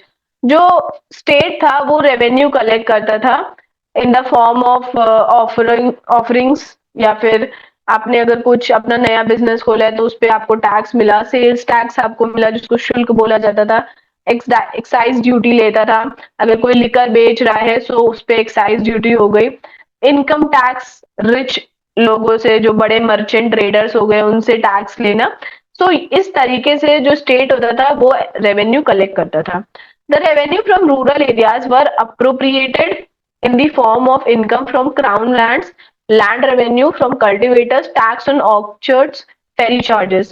जो अगर rural areas की बात करें, देखो cities में क्या होते थे, वो सेल्स टैक्स लेते थे, एक्साइज ड्यूटी लेते थे, इनकम टैक्स रिच से लेते थे। अगर हम रूरल एरियाज की बात करें तो मौर्यन एम्पायर क्या करता था, क्राउन लैंड जो सीता, ठीक है, तो आपकी लैंड पे जो टैक्स हो गया वो देना पड़ता था रूरल एरियाज में, लैंड रेवेन्यू भागा देना पड़ता था कल्टिवेटर्स को। देन ऑर्चर्ड्स पे टैक्स हो गए, फेरी चार्जेस, इन सब के ऊपर जो टैक्सेस होते थे रूरल एरिया से जाते थे स्टेट को। There were an advanced concept of responsibility accounting which envisaged a preparation of budget and activity planning, reporting on revenue and expenditure, responsibility for both the revenues and expenditure। ये वही है, पहले मैंने बताया कि एक रिस्पॉन्सिबिलिटी अकाउंटिंग होनी चाहिए। उस टाइम पे ये बहुत ही एडवांस कॉन्सेप्ट था, बजट प्रिपेयर करना, प्लान करना प्रॉपरली, रेवेन्यू के ऊपर रिपोर्ट बनाना, एक्सपेंडिचर के ऊपर रिपोर्ट बनाना। The full treasury was guarantee to the prosperity of state says Arthashastra. So अर्थशास्त्र क्या बोलता है कि फुल ट्रेजरी जो है, मतलब जो भी रेवेन्यू आता है ना, उससे स्टेट काफी ज्यादा प्रॉस्पर किया, क्योंकि इतना ज्यादा इफेक्टिव रेवेन्यू सिस्टम भी था कि जिसकी वजह से हमारा इकोनॉमिक जो ग्रोथ था मौर्यन एम्पायर का वो काफी ज्यादा हुआ। सो ट्रेजरी की वजह से प्रॉस्पेरिटी हुई स्टेट में। सो ये अर्थशास्त्र बोलता है। Treasury received revenues from farms, mines, forests, pasture lands, etc. Tributes were received when a prince was born. Chief source for revenue was land tax. So जो ट्रेजरी थी उसको पैसा कहाँ से मिलता था, फार्म से मिलता था, माइन से मिलता था, फॉरेस्ट से मिलता था, पास्चर्स, लैंड्स, इन सब जगहों से ट्रेजरी जो थी, स्टेट जो था वो पैसा कमाता था। और अगर प्रिंस बॉर्न हुआ है, अगर कोई प्रिंस पैदा हुआ है, सो ट्रिब्यूट देते थे लोग। ओके, तो उस टाइम पे भी ये ट्रिब्यूट्स रेवेन्यूज देते थे। चीफ सोर्स अगर देखेंगे रेवेन्यू का, वो क्या है, लैंड टैक्स था मौर्यन एम्पायर के टाइम पे भी।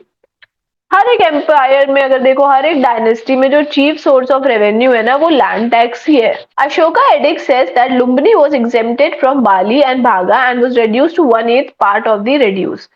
सो अशोक एडिक के टाइम पे अगर हम देखेंगे तो जो लुम्बिनी थी, ओके, उसको एग्जेम्प्ट कर दिया गया था। लुम्बिनी ना बाली देता था ना भागा देता था, एंड इवन अगर दे भी रहा है तो उसका जो पार्ट है वो 1/8 पार्ट हो गया था ऑफ द प्रोड्यूस। यहाँ प्रोड्यूस होगा of the produce. Maintenance of royal palaces, members, ministers and public welfare with avenues to use the revenue. So royal palace को मेंटेन करना, भाई इतना आलीशान पैलेस बना के रखे हो, उसको मेंटेन भी तो करना है ना। मेंबर्स हो गए जो रॉयल पैलेस के, उनके बारे, उनका ध्यान रखना, खाना पीना, ज्वेलरी, कपड़ा वपड़ा, इतने महंगे ज्वेलरीज एक्सेसरीज पहनते थे। मिनिस्टर्स का ध्यान रखना, पब्लिक वेलफेयर, ये सब क्या थे, मेन एवेन्यूज थे रेवेन्यू को यूज करने का। तो जो रेवेन्यूज थे वो इन सब जगहों पे यूज किया जाता था, जो भी वो कलेक्ट करता था स्टेट।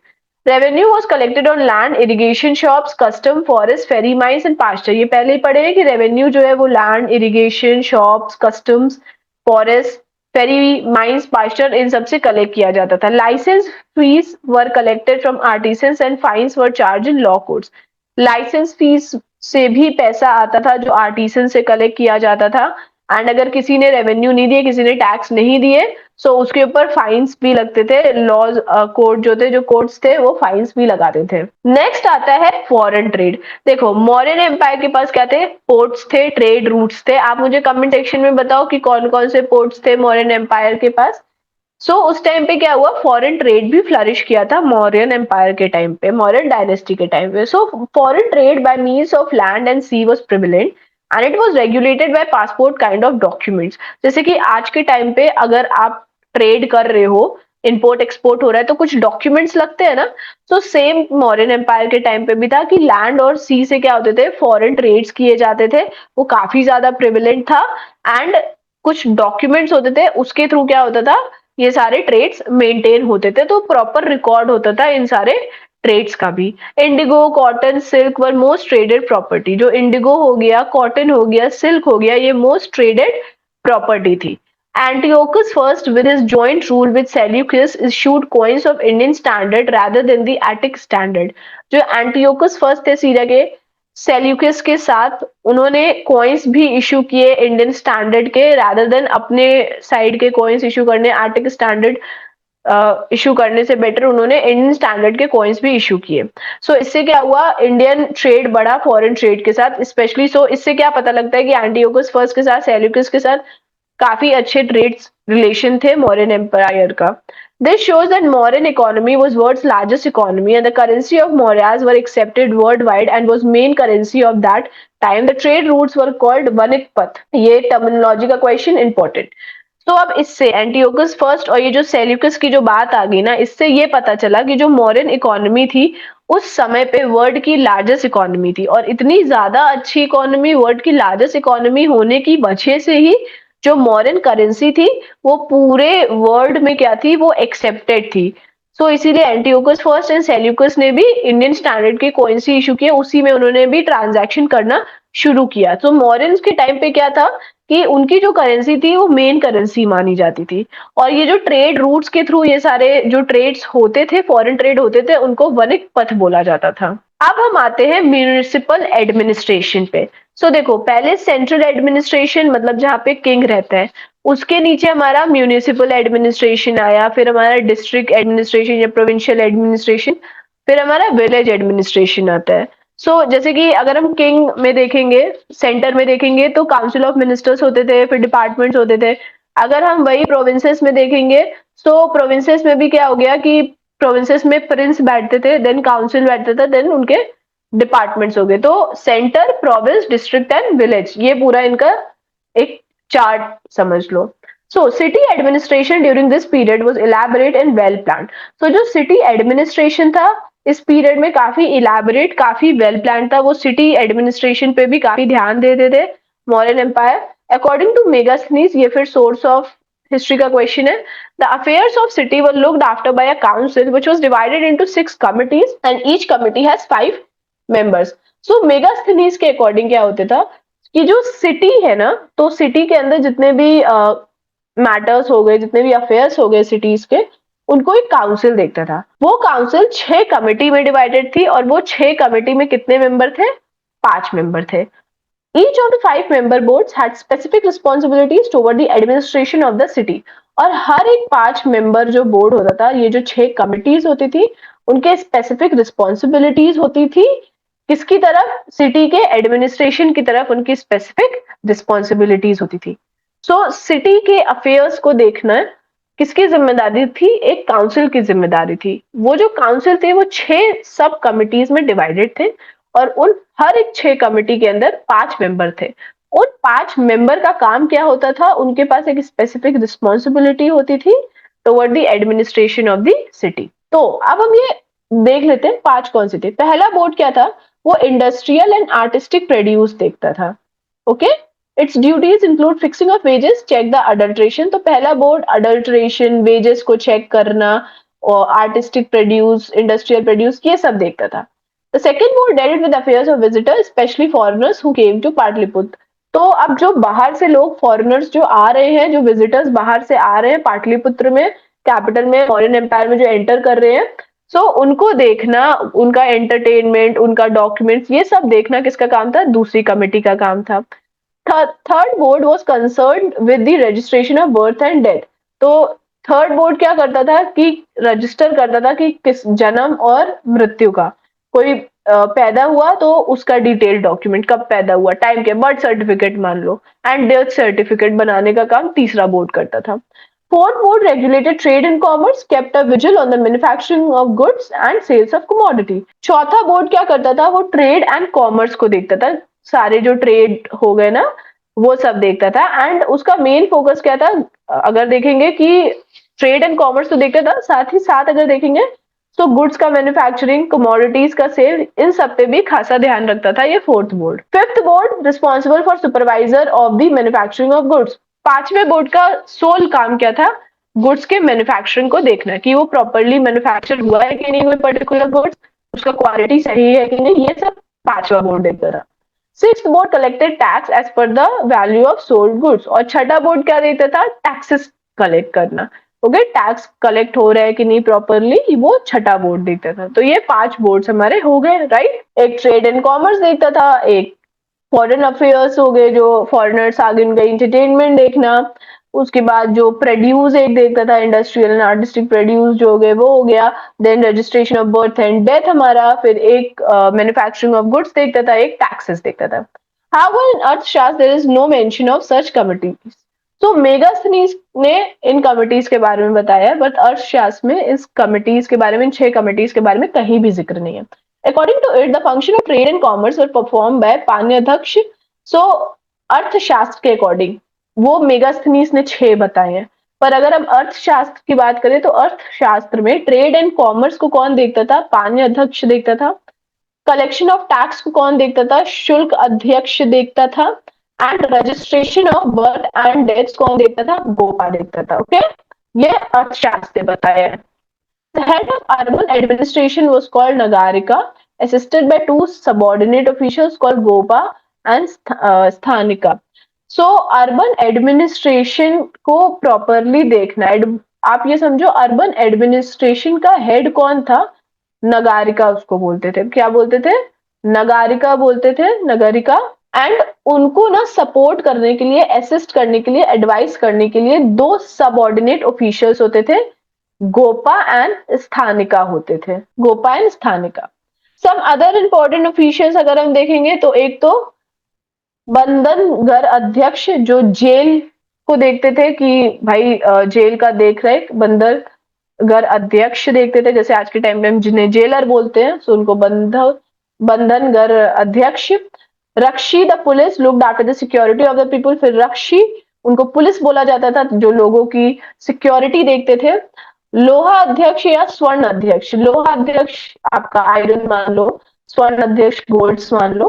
तो ये सब लोग काम देखते थे, मतलब जहाँ पे गुड्स मैन्युफैक्चर्ड हो गए ना, पर्टिकुलर गुड्स कोई मैन्युफैक्चर हो रहा है, तो लोका अध्यक्ष, स्वर्णिका, ये सारी चीजें देखते थे। अब ना अर्थशास्त्र में क्या दिया गया है, 7 तरीके दिए गए हैं किसी भी नेबरिंग कंट्री से डील करने का। फॉर एग्जाम्पल कि अगर सेल्यूसिड की बात करते हैं, सेल्यूसिड एम्पायर मौर्यन एम्पायर के पास आया, मौर्यन एम्पायर के पास आया सेल्यूकिड किंग, या उनके बीच में कोई रिफ्ट हुई, तो 7 तरीके बताए हैं अर्थशास्त्र में कि किस तरीकों से आप नेबरिंग कंट्रीज के साथ अपने मसले सुलझा सकते हो, सॉर्ट आउट कर सकते हो।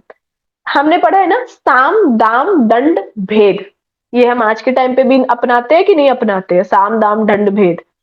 तो ये 4 तो है, उसके अलावा भी 3 चीजें अर्थशास्त्र में और लिखी गई हैं। इसको वन बाय वन देखते हैं। पहले साम क्या होता है, समझाना, बैठ के तसल्ली से समझाना, प्यार से समझाना, डिप्लोमेसी, मैन्युपुलेशन, अब जिस तरीके से ट्राई करना चाहते हो ना उस तरीके से समझाना, साम समझाना। फिर दाम, ब्राइब करना, लालच देके उसको अपनी तरफ करना, दाम हो गया। देन भेद, डिवाइड एंड रूल, जो किसने किया, ब्रिटिश ने किया था। ओके, तो भेद, डिवाइड एंड रूल, स्प्लिट कर देना, ओके, प्रॉब्लम्स क्रिएट कर देना, वो हो गया भेद।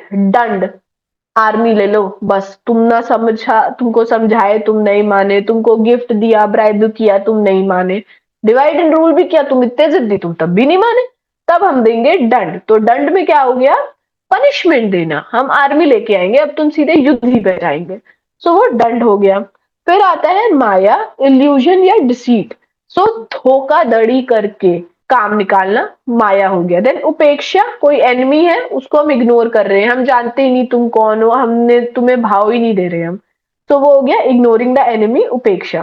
देन इंद्रजाल, फेकिंग मिलिट्री स्ट्रेंथ, सो ग्रीक जो राइटर्स थे उन्होंने मौर्यंस के बारे में कितना कुछ बोला था ना, मौर्यंस की इतनी बड़ी आर्मी है। नंदा के बारे में अगर याद करो, मैं आपको बताई थी ना कि नंदा की तो बहुत बड़ी आर्मी है, ये है, उसके पास इतने सोल्जर्स है, उसके पास इतनी कैवलरी है, उसके पास इतने एलिफेंट्स, इतने चैरियट्स है। So indrajal means faking the military strength. तो पहले के जमाने में क्या होता था ना कि अगर आपको वॉर से बचना है, आपको वॉर पे नहीं जाना है, तो राजा लोग क्या करते थे ना, वो जो भी अपने स्पाइस होते थे उनको बोलते थे तुम हर जगह फैला दो, हमारी आर्मी बहुत बड़ी है। आप अगर ये समझो, सामने वाले के पास 10,000 की आर्मी है, आपके पास सपोज 6,000 की आर्मी है, पर आपने क्या किया, आपने हर जगह ये फैला दिया कि नहीं हमारे पास 20 या 15,000 की आर्मी है। तो जो सामने वाला जिसके पास 10,000 की आर्मी है वो तो डर जाएगा ना, और उसके तो मिलिट्री भी डर जाएगी, आर्मी भी डर जाएगी, आम जनता भी डर जाएगी कि भाई हमारे पास तो 10,000 है, उसके पास तो 15 से 20,000 है, तो हमारा तो जीतने का चांस ही नहीं है। सो ऐसा इंद्रजाल, ऐसा डरा देना, ऐसा फेक न्यूज फैला देना। तो ये 7 वेज थे अपनी नेबरिंग कंट्री से डील करने के लिए, ये बताए गए हैं। सो मौर्यन एम्पायर क्या करता था, ये 7 तरीके अपनाता था अपनी नेबरिंग कंट्री से डील करने के लिए। सो अगर आपको समझाया नहीं माने, आपको दाम दिया नहीं माने, भेद किया नहीं माने, फिर तो आर्मी लेके हम घुसेंगे। फिर हमने धोखाधड़ी भी ट्राई किया, उपेक्षा भी ट्राई किया, इंद्रजाल भी ट्राई किया, मिलिट्री स्ट्रेंथ से किया। तो ये 7 तरीके थे बेसिकली किसी भी किंगडम को अपने कंट्रोल में लाने का, ये मौर्यन एम्पायर ने अपनाया था। अब आता है provincial administration. According to the Ashokan edicts, the empire was divided into 4 provinces with the imperial capital at Patliputra. Name of the 4 provincial capitals are Tosali in the east, Ujjain in the west, Swarnagiri in the south and Takshila in the north. देखो इस chart में समझो, इनके क्या थे ना, जो Mauryan empire में आपके 4 प्रोविंसेस आते थे और एक सेंटर था। एक सेंटर हो गया सेंट्रल प्रोविंस, और 4 क्या थे वैसे साइड प्रोविंसेस मान लो। तो सेंट्रल प्रोविंस मगध, पाटलिपुत्र हमारा था। उसके बाद ईस्टर्न में क्या थे, प्रचय, जिसको हम प्रचय पथ बोलते हैं, प्रचय पथ में कौन थे, तोशाली और कलिंग आते हैं ईस्टर्न में। देन सदर्न में दक्षिण पथ जिसको बोलते हैं, तो सदर्न में स्वर्णगिरी आया। वेस्टर्न में अवंती पथ जिसको वेस्टर्न को बोला जाता है, तो वेस्टर्न में उज्जैन। एंड नॉर्थ उत्तर पथ जिसको तक्षशिला बोला जाता है। सो ऐसे क्या किया इन्होंने, डिवाइड कर दिए। इन्होंने एक सेंटर रखा, सेंटर आपका पाटलिपुत्र, और 4 उसकी प्रोविंशियल कैपिटल सिटीज आपकी मेन रख दी। तो शाली ईस्ट में, उज्जैन वेस्ट में, स्वर्णगिरी साउथ में, तक्षशिला क्या हुआ नॉर्थ में। अब जो हेड होते थे इन प्रोविंशियल एडमिनिस्ट्रेशन के, वो कुमार या रॉयल प्रिंस होते थे, who govern the provinces as the king's representative. जैसे कि हम पहले पढ़े थे कि जो बिंदुसार थे उन्होंने अपने पहले बेटे और जो अशोक थे उनको भेजा था। पहले बेटे को तक्षशिला भेजा, दूसरे बेटे को उज्जैन भेजा, अशोक को उज्जैन भेजा था। बट जो पहला एल्डर बेटा था वो तक्षशिला के रिवॉल्ट को सुलझा नहीं पाया, तो फिर अशोक को तक्षशिला जाना पड़ा। सो सेम यही यहाँ पे बताया गया है कि जो प्रोविंशियल एडमिनिस्ट्रेशन के जो हेड होते थे वो रॉयल प्रिंस होते थे। तो जो किंग होते थे वो भेज देते थे अपने बेटे को कि तुम जाओ और यहाँ पे जाके बैठो और राज करो। सो वो किंग के रिप्रेजेंटेटिव हो जाते थे ये रॉयल प्रिंस, जो प्रोविंशियल एडमिनिस्ट्रेशन को हेड करते थे। The northern province Uttarapatha was having its capital at Takshashila and some mandals were Shakala, Kandhar and Saurashtra. तो जो नॉर्दर्न प्रोविंस होते थे उसको उत्तरापथ बोला जाता था। तो उत्तरापथ की कैपिटल क्या है, तक्षशिला। इंपॉर्टेंट है भाई, याद रखना, पूछ लिया जा सकता है, तक्षशिला। एंड कुछ मंडल्स थे जैसे Shakala, Kandhar and Saurashtra. Southern province Dakshinapatha जिसकी कैपिटल क्या थी, स्वर्णगिरी। वेस्टर्न प्रोविंस अवंतीपथ जिसकी capital Ujjain. And eastern path that is Prachya path जिसकी कैपिटल तोशाली, कलिंग के पास। और मगध सेंट्रल प्रोविंस था एंड कैपिटल था पूरी एंटायर किंगडम का Pataliputra. The provinces were administered by either a king, a prince or a member of royal family which was the viceroy of the king. जैसे Ashok viceroy थे तक्षशिला उज्जैन के।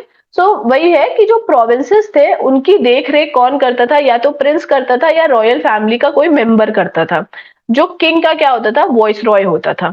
Kumar was assisted by mahamatyas and council of minister. अब कुमार को भी assist कौन करता था, mahamatya and council of minister.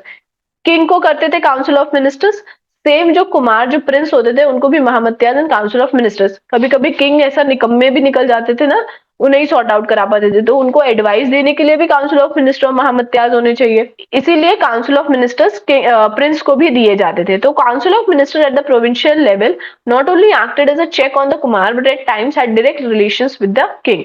So for example जैसे हम उसकी बात करते हैं, बिंदुसार के बड़े बेटे एल्डेस्ट बेटे सुमन नाम है ना, तो उनकी बात करते हैं। तो उनको भेजा गया था तक्षशिला कि तुम जाओ रिवोल्ट रुकाओ। सो वो गए, वो कुछ नहीं कर पाए। उनके साथ कुछ काउंसिल ऑफ मिनिस्टर्स भी भेजे गए, वो कुछ नहीं कर पाए। सो ये जो काउंसिल ऑफ मिनिस्टर्स क्या करते हैं, ये जो प्रिंस होते हैं उनके ऊपर नजर भी रखते हैं कि वो प्रिंस अपना काम ढंग से कर रहा है कि नहीं कर रहा है। अगर कर रहा है तो वेल एंड गुड, अगर नहीं कर रहा है तो वो जो काउंसिल ऑफ मिनिस्टर्स होते थे वो किंग को सब बताते थे। तो इसीलिए जब उसके एल्डर बेटे, सबसे बड़े बेटे तक्षशिला का रिवॉल्ट नहीं सुलझा पाए तो किसको भेजा गया, अशोक को तक्षशिला भेजा गया और उन्होंने वहां पे सब सुलझाया, इसलिए वो वहां के वॉइस रॉय बन गए। सो काउंसिल ऑफ मिनिस्टर क्या करते थे, ये किंग के ऊपर, सॉरी प्रिंस के ऊपर ये नजर रखते थे एंड इनका एक तरीके से डायरेक्ट रिलेशन होता था किंग के साथ। जैसे कि अगर हम स्टेट गवर्नमेंट की बात करें तो गवर्नर होता है। तो गवर्नर एक तरीके से चीफ मिनिस्टर पे ध्यान देता है, वो सही से काम कर रहे हैं नहीं कर रहे हैं कुछ भी। एंड उनका डायरेक्ट रिलेशन किससे होता है, सेंटर के साथ होता है। तो यहाँ पे काउंसिल ऑफ मिनिस्टर भी वही काम कर रहे हैं। There were some smaller provinces as Saurashtra and Kamboja etcetera administered by other officers called rashtriyas. अब कुछ छोटे छोटे प्रोविंसेस भी थे, जैसे सौराष्ट्र होते थे, कंबोज हो गए। तो इनको बाकी के जो ऑफिसर्स हो गए ना, जिसको राष्ट्रियास बोलते हैं, वो गवर्न करते थे। Senior officials were the mahamatyas who looked after the border areas, judicial work etcetera. जो सीनियर ऑफिशियल्स होते थे, जो हायर पोस्ट पे होते थे, उनको महामत्यास बोलते थे। वो मेनली देखते थे बॉर्डर एरियाज को, जुडिशियल वर्क को वो देखते थे, इंपॉर्टेंट वर्क को महामत्यास देखते थे। और जैसे हमने पढ़ा ना, सेंटर में महामत्याज होते थे, इंपॉर्टेंट वर्क देखते थे। सेम प्रोविंशियल लेवल पे भी होते थे महामत्याज जो इंपॉर्टेंट वर्क देखते थे। और दूसरी कैटेगरी हायर ऑफिशियल्स की अमत्याज होते थे। फिर एक होते थे धाम महामत्याज। धाम महामत्याज का मेन काम क्या था, रिलीजन को देखना। ओके, अब हम आते हैं डिस्ट्रिक्ट एडमिनिस्ट्रेशन के ऊपर। The administrative units of district consist of a number of villages. अब डिस्ट्रिक्ट के अंदर क्या हो गए, नंबर ऑफ विलेजेस हो जाते थे। The officials at the level of district व प्रदेशता, राजुका एंड युक्ता। जो ऑफिशियल्स होते थे डिस्ट्रिक्ट लेवल पे, उनको क्या बोला जाता था, प्रदेशता, राजुका या युक्ता। युक्ता was a junior officer giving secretariat kind of assistance to the other two। जो युक्ता थे वो सबसे नीचे थे, वो जूनियर ऑफिसर्स थे एंड वो क्या करते थे, वो असिस्ट करते थे। उनका एक काम था असिस्ट करने का प्रदेशता एंड राजुका को। Their function included a survey and assessment of land, tools and inspection, revenue collection and maintaining law and order। जो युक्तास थे उनका काम क्या होता था, उनका काम होता था कि वो सर्वे करते थे, असेसमेंट करते थे लैंड का, टूर्स करते थे, इंस्पेक्शन करते थे, रेवेन्यू कलेक्ट करते थे, लॉ एंड ऑर्डर मेंटेन करना, ये सब युक्तास का काम था। प्रदेशिका सीनियर होते थे, राजुका उसके नीचे, देखो पहले प्रदेशिका आते थे, उसके नीचे राजुका आते थे, राजुका के नीचे युक्ता आते थे। युक्ता इन दोनों के सबॉर्डिनेट थे, इन दोनों को असिस्ट करते थे। उनका काम क्या था, सर्वे एंड असेसमेंट करना लैंड का, टूर्स एंड इंस्पेक्शन करना, revenue collection and maintaining law and order. जैसे फील्ड वर्क आप मान लो, वो युक्ता का था। It was a duty of pradeshika to tour the kingdom every 5 year, collect details of administration. Daily basis पे युक्ता काम करता था, बट प्रदेशिका क्या करता था, 5 साल में एक बार वो पूरे किंगडम का वो ऐसा चक्कर लगाता था, पूरे डिस्ट्रिक्ट एडमिनिस्ट्रेशन का वो पूरा चक्कर लगाता था। डीएम मान लो, डीएम था हमारा प्रदेशिका। प्रदेशिका क्या करता था, पूरा चक्कर लगाता था, सब डिटेल्स कलेक्ट करता था, राजुका से एंड युक्ता से सारी डिटेल कलेक्ट करता था कि एडमिनिस्ट्रेशन डिस्ट्रिक्ट का वो कैसा है, कैसा नहीं है, ठीक से काम कर रहा है, ठीक से काम नहीं कर रहा है, क्या बदलाव लाने चाहिए। सो ये सारी डिटेल्स क्या प्रदेशिका करता था हर 5 साल में। अब लास्ट आता है विलेज एडमिनिस्ट्रेशन, सबसे नीचे। Village smallest unit of the polity and it was called gram. Village सबसे छोटी यूनिट थी पॉलिटी की एंड इसको ग्राम बोला जाता था। Head of gram ग्रामिका। जो ग्राम के हेड थे, विलेज के हेड थे, उनको क्या बोला जाता था, ग्रामिका। ग्रामिका was not a paid employee of the government but was elected by the village people। जो ग्रामिका थे वो एक पेड एम्प्लॉय नहीं था गवर्नमेंट का, उसको विलेज के लोग इलेक्ट करते थे। वो पॉपुलर रिप्रेजेंटेटिव मान लो, जैसे कि आज के टाइम पे आप विलेज में जाओ तो विलेज पंचायत में बैठते हैं ना सरपंच, उनको कौन इलेक्ट करता है, उनको वहां विलेज के लोग इलेक्ट करते हैं। सो सेम यही है कि जो ग्रामिका है उसको गवर्नमेंट नहीं इलेक्ट कर रही है, उसको लोग इलेक्ट कर रहे हैं, आम जनता इलेक्ट कर रही है, विलेज के, गांव के, ग्राम के। The 10 village were collectively headed by Gopa and 100 villages were collectively headed by स्थानिका। अब जो 10 विलेज है, 10 विलेज का ग्रुप जो है उसको कौन हेड करते थे, गोपा। जो 100 विलेज का ग्रुप है उसको कौन हेड करते थे? स्थानिका हेड करते थे। ठीक है, ये याद रखना। Gramika in open panchayat solve most dispute. आप विलेज में जाते हो, गांव में जाते हो, पंचायत बैठाई जाती है, कोई दिक्कत हो गई पंचायत बैठाई जाती है, डिस्प्यूट सॉल्व किया जाता है। तो सेम ग्रामिका में है, ग्रामिका ओपन पंचायत थी जिसमें डिस्प्यूट सॉल्व किए जाते थे। There are also reference of two type of officials such as yoga and sthanika acting by the villagers as intermediaries between the district and village level administration। अब यहाँ पे ना दो टाइप ऑफ ऑफिशियल्स और थे, एक योगा थे और एक स्थानिका थे। ये जो योगा और स्थानिका थे ये एक इंटरमीडियरी का काम करते थे, मेडिएटर का काम करते थे डिस्ट्रिक्ट एंड विलेज लेवल के एडमिनिस्ट्रेशन के बीच में। सो विलेज में कुछ काम है, कुछ चाहिए, कुछ बदलाव चाहिए, इंफ्रास्ट्रक्चर कुछ भी, तो ये योगा और स्थानिका क्या थे? एक तरीके से मेडिएटर थे। ये क्या करते थे? ये डिस्ट्रिक्ट लेवल के एडमिनिस्ट्रेटिव डिपार्टमेंट में जाके बताते थे भाई हमारे विलेज में ये दिक्कत हो गई, ये देख लो। या डिस्ट्रिक्ट ने अगर कुछ पॉलिसी करी जो विलेज पे भी लगनी चाहिए, तो ये योगा और स्थानिका वो कन्वे करते थे एक तरीके से। ये ऊपर ही मैंने बता दिया, gramika in open panchayat solve most dispute. The provincial governors और district magistrate were known as pradeshika. जो वही मैंने अभी बताया कि जो डीएम होते थे प्रोविंशियल गवर्नर्स, उनको प्रदेशिका बोला जाता था। ये डिस्ट्रिक्ट के हैं, ये इसमें आ गया, sorry. Sthanika were the tax collectors under pradeshika. तो जो स्थानिका होते थे वो कलेक्ट करते थे टैक्स विलेजेस से, एंड वो प्रदेशिका के नीचे होते थे, डिस्ट्रिक्ट मजिस्ट्रेट्स के नीचे होते थे। The literates were giving a better place in the modern administration and were giving the task of documenting the empire. They were known as lipikaras और स्क्राइबर्स। तो अब जो लिटरेट, जो पढ़े लिखे होते थे, उनको बहुत अच्छी प्लेस दी जाती थी मॉडर्न एडमिनिस्ट्रेशन पे। उनको क्या दिया जाता था काम कि आप जाओ और डॉक्यूमेंट करो एम्पायर में, मतलब एम्पायर का एडमिनिस्ट्रेटिव सिस्टम कैसा है, मिलिट्री सिस्टम कैसा है, या espionage system, police system, village administration, district administration, provincial administration कैसा है, इन ऑल मॉडर्न एम्पायर कैसा है। सो उसके बारे में डॉक्यूमेंट करना वो लिपिकार्स और या स्क्राइबर्स का काम होता था। ये लिटरेट होते थे, पढ़े लिखे होते थे। There were many other local administrator like अक्षपाल अकाउंटेंट जनरल, अंतपाल गवर्नर ऑफ फ्रंटियर्स, दुर्गपाल गवर्नर ऑफ फोर्ट्स। और भी लोकल एडमिनिस्ट्रेटर होते थे जैसे अक्षपाल अकाउंटेंट जनरल, ये हमारे लोकल लेवल पे होते हैं, विलेज लेवल पे। ओके, अंतपाल गवर्नर हो गए फ्रंटियर्स के, दुर्गपाल गवर्नर हो गए फोर्ट पे, ये सब विलेज लेवल के हैं। सो ये हमारा हो गया विलेज एडमिनिस्ट्रेशन। सो क्या हो, अगर हम देखेंगे एक क्विक समरी अगर देखेंगे, सो किंग सेंटर अथॉरिटी होता था। किंग के नीचे काउंसिल ऑफ मिनिस्टर्स हो गए, उनके नीचे कुछ डिपार्टमेंट्स हो गए। 18 डिपार्टमेंट्स के बारे में हमने पढ़ा है। उसके बाद अगर हम प्रोविंशियल एडमिनिस्ट्रेशन पे देखें तो प्रोविंशियल एडमिनिस्ट्रेशन हो गया, उसके नीचे कौन आते थे? उसके नीचे हमारे डिस्ट्रिक्ट आ गए, डिस्ट्रिक्ट के नीचे हमारे विलेज आ गए। सो ये हो गया। प्रोविंशियल एडमिनिस्ट्रेशन में भी कौन होते थे? काउंसिल्स ऑफ मिनिस्टर्स होते थे, डिपार्टमेंट्स होते थे, एक सेंटर हो गया, 4 प्रोविंसेस हो गए हमारे। ओके, ये हो गया। और ये सारी सोर्सेस हमें कहाँ से मिले, इन सब चीजों के बारे में हमें कहाँ से पता लगा? बुद्धिस्ट एंड जैन लिटरेचर से पता लगा। कौटिल्य की अर्थशास्त्र से सबसे ज्यादा हमें पता चला है मॉडर्न एडमिनिस्ट्रेशन के बारे में। मेगास्थनीज के इंडिका से भी हमें पता चला है, जैसे वो जो 6 कमिटीज हो गए वो मेगास्थनीज की इंडिका से ही पता लगा। अशोक के रॉक एडिक्ट से भी हमें पता चला। बट मेन और ऑथेंटिक सोर्स अगर हम मॉडर्न एडमिनिस्ट्रेशन का देखेंगे तो वो क्या है? अर्थशास्त्र है जो चाणक्य ने लिखी है। सो ये हमारा मॉडर्न एडमिनिस्ट्रेशन था। कोई भी डाउट हो तो प्लीज मुझे कमेंट सेक्शन में जरूर बताइए, आपके डाउट्स मैं जरूर क्लियर करूंगी। कोई फीडबैक है अगर तो वो फीडबैक दीजिए, एंड प्लीज रिवाइज करते रहिए। एंड अगर आपको कोई और टॉपिक पढ़ना है तो प्लीज टॉपिक का नाम मेंशन करिए, मैं उस टॉपिक पे भी आपके लिए वीडियो लेके आऊंगी। बट प्लीज रिवाइज करते रहिए, नोट्स अपने बनाते रहिए, बिकॉज जितना ज्यादा रिविजन करोगे उतना ज्यादा अच्छे से समझ में आएगा। रटो मत, समझ के चलोगे तो आपको बहुत अच्छे से आएगा।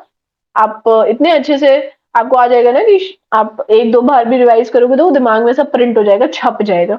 तो रटना नहीं है, हमें समझ के चलना है, हमको कोरिलेट हमें करके चलना है, एक तरीके से ना कनेक्ट करके चलना है। सो आपको सब कुछ प्रीवियस पहले से लेके इंडस वैली से लेके आपको एकदम एंड तक का पूरा हिस्ट्री क्लियर हो जाएगा अगर आप कनेक्ट करके चलते रहोगे तो। And please like share and subscribe this channel. And clearias.com पे भी जाओ, आपको आप बहुत सारे वैल्यू एडेड मटेरियल्स एंड आपको करंट अफेयर्स वहाँ पे अवेलेबल है। एंड प्लीज इसको लाइक करो, इस वीडियोस को।